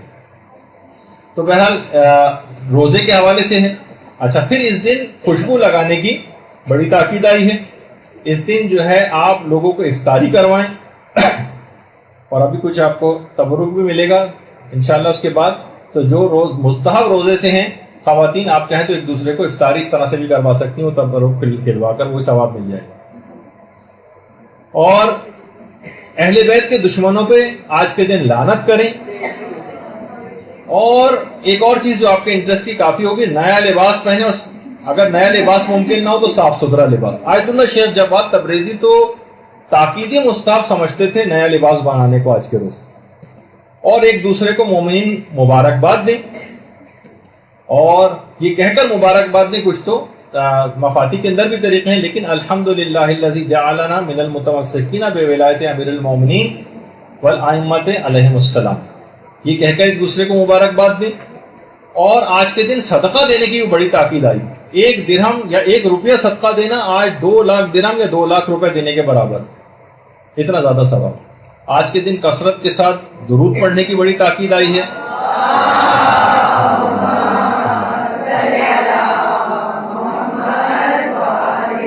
مومنین کو کھانا کھلانے کی بہت تاکید آئی ہے، اور 8ویں امام تو یہاں تک فرماتے ہیں کہ آج کے دن کسی کو اگر آپ نے کھانا کھلایا تو ایسا ہی ہے جیسے تمام انبیاء اور تمام صدیقین کو کھانا کھلایا۔ اور بہت سی روایات میں غسل کرنے کے متعلق بھی کہا گیا ہے، اور خاص طور پر اپنے اہل و عیال مومنین کی حاجت روائی کے بھی متعلق کہ مومنین کی انسان آج کے دن حاجت روائی کرے، اور دوسروں کی غلطیوں سے چشم پوشی اور درگزر آج کے دن خاص طور پر کرے، اور دوسروں کے ساتھ نیکی اور احسان کے ساتھ پیش آئیں، اور اپنے اہل و عیال پر زیادہ خرچ کریں۔ اس کے مال میں 8ویں امام فرماتے ہیں کہ بہت زیادہ وسعت بھی آ جائے گی۔ اور تحفے دینے میں خاص طور پہ وہ تحفے جو ہمارے 8ویں امام بھجوایا کرتے تھے اپنے خاص اصحاب کو، ان میں نئے کپڑے ہوتے تھے، جوتے ہوتے تھے اور انگوٹھیاں ہوتی تھیں، یہ بھجواتے تھے۔ اور اس سلسلے میں بڑے پیمانے پر بھی پروگرامز کرنے چاہیے، باقاعدہ ایسے سیمینار ہوں، ایران میں تو ہوتے ہیں، یہاں پہ بھی زیادہ ہونے چاہیے، ایسے ورکشاپس ہوں، ایسے علماء کے خطابات ہوں کہ جو کہ عام طور پر ان جگہوں پر ہوتے ہیں۔ اور کچھ والدین کے لحاظ سے بھی ذمہ داریاں ہیں کہ کم سے کم مائیں اس دن اچھا سا کھانا جسے بچے اور گھر والے شوق سے کھائیں، ایسے کھانوں پکا کے رکھیں تاکہ ان کو خوشی کا ایک احساس ہو۔ اور گھر کی تزئین و آرائش کے لحاظ سے بھی آج کی خصوصیت کہ گھر کو اپنے آرائش دیں تاکہ پتہ چلے کہ آج عید غدیر کا دن۔ اسی طرح سے بچوں کو خاص طور پر تیار کرنا، ان کو اچھا لباس پہنانا۔ بچوں کے سلسلے میں ایک ذمہ داری اور ہے کہ مثلاً ان کی کوئی ڈیوٹی لگائیں کہ وہ احادیث سنائیں، کوئی تقریری ان کا جو ہے مقابلہ جو ہے وہ کروا دیں، کچھ قصیدے ان سے پڑھوائیں، کچھ ان کو انعامات دیں، اور بچوں کی شرارتوں وغیرہ سے درگزر کریں، شرارتوں سے درگزر کریں تاکہ عید کی خوشی کا احساس ان میں باقی رہے۔ کیونکہ یہ اس ماننے والے کا دن آپ منا رہے ہیں کہ جب ابن ملجم کو لوگوں نے رسیوں سے باندھ دیا تھا تو اسی علی نے کہا تھا کہ اس کی گرفت کو ہلکی کرو، دیکھتے نہیں کہ رسی اس کی کھال کاٹنے کو اور وہ تکلیف میں ہے۔ یہ اسی علی کو کا دن منایا جا رہا، تو یہاں لوگوں کی خطاؤں اور غلطیوں سے درگزر کرنا ہے۔ اور استاد اور معلم کے لحاظ سے بھی اس سلسلے میں ذمہ داریاں ہیں کہ اس موضوع پر خوش قسمتی سے یہاں تو کلاس ہی منعقد ہو گئی کہ اس سلسلے میں ضرور اس موضوع کی مناسبت سے جہاں جہاں استاد اور معلم وہ خطابات کریں۔ اس میں بچوں کے لحاظ سے بھی یہ ہے کہ ان کو بریفنگ دی جائے، اس دن کی اہمیت بتائی جائے، فضیلت بتائی جائے، فائدے، اعمال، تحریری و تقریری یا خطاطی وغیرہ کے مقابلے یہ اس دن باقاعدہ جو ہے بچوں کے کروائے جائیں تاکہ احساس رہے ہوں۔ اس کے علاوہ کوئز پروگرام بھی ہو سکتے ہیں، منقبت وغیرہ قصیدہ خوانی بھی ہو سکتی ہے، تبرک بھی تقسیم کروائیں، اور اس طرح سے مختلف اور ایک عقد اخوت جو کہ مفاتی کے اندر بھی لکھا ہوا ہے کہ ایک دوسرے کے ہاتھ پر ہاتھ رکھ کے باقاعدہ دعا پڑھی جائے، جس کا نتیجہ یہ ہے کہ جب تک میں جنت میں داخل نہیں ہوں گا جب تک کہ تمہیں اپنے ساتھ نہ لے لوں گا، اور میں اپنے آج سے تم پر تمام اپنے حقوق کو معاف کرتا ہوں سوائے ملاقات کے، دعا کے اور شفاعت کے۔ ان 3 حق، یہ بس 3 حق میرے ذمہ میں نے تمہارے ذمہ رکھے، باقی سارے حقوق میں معاف کرتا ہوں۔ اور بس اس کے اندر ایک آخری بات بس یہ اور کہہ دی جائے کہ بہرحال دیکھیے عید غدیر آخری کلمات ہیں، آپ بے چین ہو رہی ہیں، تبرک تھوڑی دیر میں مل جائے گا آپ کو۔ بہرحال عید غدیر دیکھیے لشکر شیطان کی شکست کا دن، عید غدیر حق کی بیعت کرنے والوں کا اور سر تسلیم خم کرنے والوں کا دن۔ عید غدیر کو متعلق علماء فرماتے ہیں کہ خورشید عالم تاب کے تاریک بادلوں کے بعد چمکنے کا دن، اور یہ منگنت مولا کا جو چھوٹا سا جملہ ہے یہ پوری کائنات اپنے اندر سمے ہوئے، اور یہ غدیر کا جو انوکھا اور عظیم واقعہ ہے یہ حیرت سے امت محمدیہ سے سوال کر رہا ہے کہ جس حکم کو پیغمبر نے اتنے اہتمام سے بتایا، بعد کے جانشینوں کا تعارف کرایا، پھر مسلمانوں نے اسے کیوں فراموش کر دیا؟ پیغمبر قیامت میں مسلمانوں سے باقاعدہ سوال کریں گے کہ میرے واضح احکامات کو کیوں فراموش کر دی. اپنے ماننے والوں سے بھی پیغمبر اسلام شکایت کریں گے کہ تم نے فقط قصیدہ خوانی کے حق تک کا تو صرف تم نے حق ادا کیا ہے، مگر میرا جو تقاضا اطاعت کا تھا تم نے کیا ویسی اطاعت کی اپنے امام کی؟ تو جب یہی وجہ ہے کہ بحر الانوار کی 39ویں جلد کے اندر باقاعدہ امیر المومنین جو حدیث قدسی کے حوالے سے جو ان کا حق بیان کیا کہ پیغمبر نے فرمایا کہ اللہ نے ارشاد فرمایا کہ اگر علی کی ولایت پر لوگ جمع ہو جائیں تو میں جہنم کو پیدا ہی نہ کرتا. تو اب اس کے بعد پھر حاکم شام نے تقریباً 20 سال کی طویل مدت میں غدیر کے لیے ایک بہت بڑا مقتل تیار کیا اور ہزاروں غدیریوں کے سر کاٹ کر ان کے خون سے لشکر ثقیفہ کو سیراب کیا تاکہ وہ کربلا کے لیے زیادہ سے زیادہ قوی ہو جائیں. جب بھی ہمارے چھٹے امام جعفر صادق علیہ السلام فرماتے ہیں کہ جس دن غدیر کے مقابلے میں ثقیفہ کا عہد نامہ لکھا گیا ہے امام حسین اسی دن شہید ہو گئے. گویا امام حسین قربان غدیر، اور یہی وجہ ہے کہ غدیر کی کیا قیمت ہے. علماء نے کہا کہ قمبر جیسوں نے غدیر کے نتیجے کا تعارف کرایا تو اپنی زبان کٹوا دی یا زبان گدی سے کھچوا دی. یہ تھی وہ غدیر کی بیش بہا قیمت جو ایسے افراد اور مسلم ابن عقیل اور دیگر شہداء کربلا وہ اپنے خون سے اس غدیر کی قیمتیں ادا کر رہے تھے. اب کم سے کم ان کے ماننے والے اتنا تو کریں کہ اہل بیت اور مولا علی کے تمام فرامین اور تمام احکامات کی دل و جان سے اطاعت کریں، کیونکہ وہی علی یہ فرما چکا ہے کہ مجھے اپنی زندگی قسم میں حق کے خلاف چلنے والوں اور گمراہی میں بھٹکنے والوں سے جنگ میں کسی قسم کی رو رعایت اور سستی نہیں کروں گا. اللہ کے بندو، اللہ سے ڈرو اور اس کے غضب سے بھاگ کر اس کے دامن رحمت میں پناہ لو اور اللہ کی دکھائی ہوئی راہ پر چلو اور اس کے عائد کردہ احکامات کو بجا لاؤ. اگر ایسا ہو تو علی تمہاری نجات اخروی کا ضامن ہے، اگرچہ دنیاوی کامرانی تمہیں نہ بھی حاصل. یہ علی کہہ کر جائے. تو دل و جان سے علی کی اطاعت کرنی ہے تاکہ پیغمبر کے اس اعلان غدیر پر ہم تجدید بیعت کر سکیں اور اپنے امام زمانہ علیہ السلام کے حضور سرخرو ہو سکیں.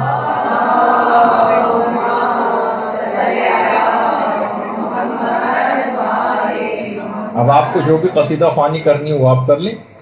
آخر میں بس اس دعا کے ساتھ کہ ہمیں امیر المومنین کی اور تمام ائمہ اہل بیت علیہم السلام کی سیرت کی پیروی کی توفیق نصیب فرمائے، اور جتنے بھی ہمارے مرحومین اس دنیا سے جا چکے ہیں وہ آج کی تمام برکات، آج کے دن کی اور تمام فضائل اس سے بہرمند ہوں. اور بہت سے لوگوں نے اپنے مریضوں کی شفا یابی کا بھی کہا ہے. خاص طور پر اس مدرسے کے ایک محسن وہ آج کل کافی زیادہ علیل ہیں اور ان کے خانوادے نے بھی آپ سے ان کی دعائے صحت کی اپیل کی ہے، تو آپ لوگ خاص طور پر ان کو بھی اپنی دعا کے اندر آج یاد رکھیں. وصلی اللہ علی محمد وآلہ الطیبین الطاہرین. يا مولا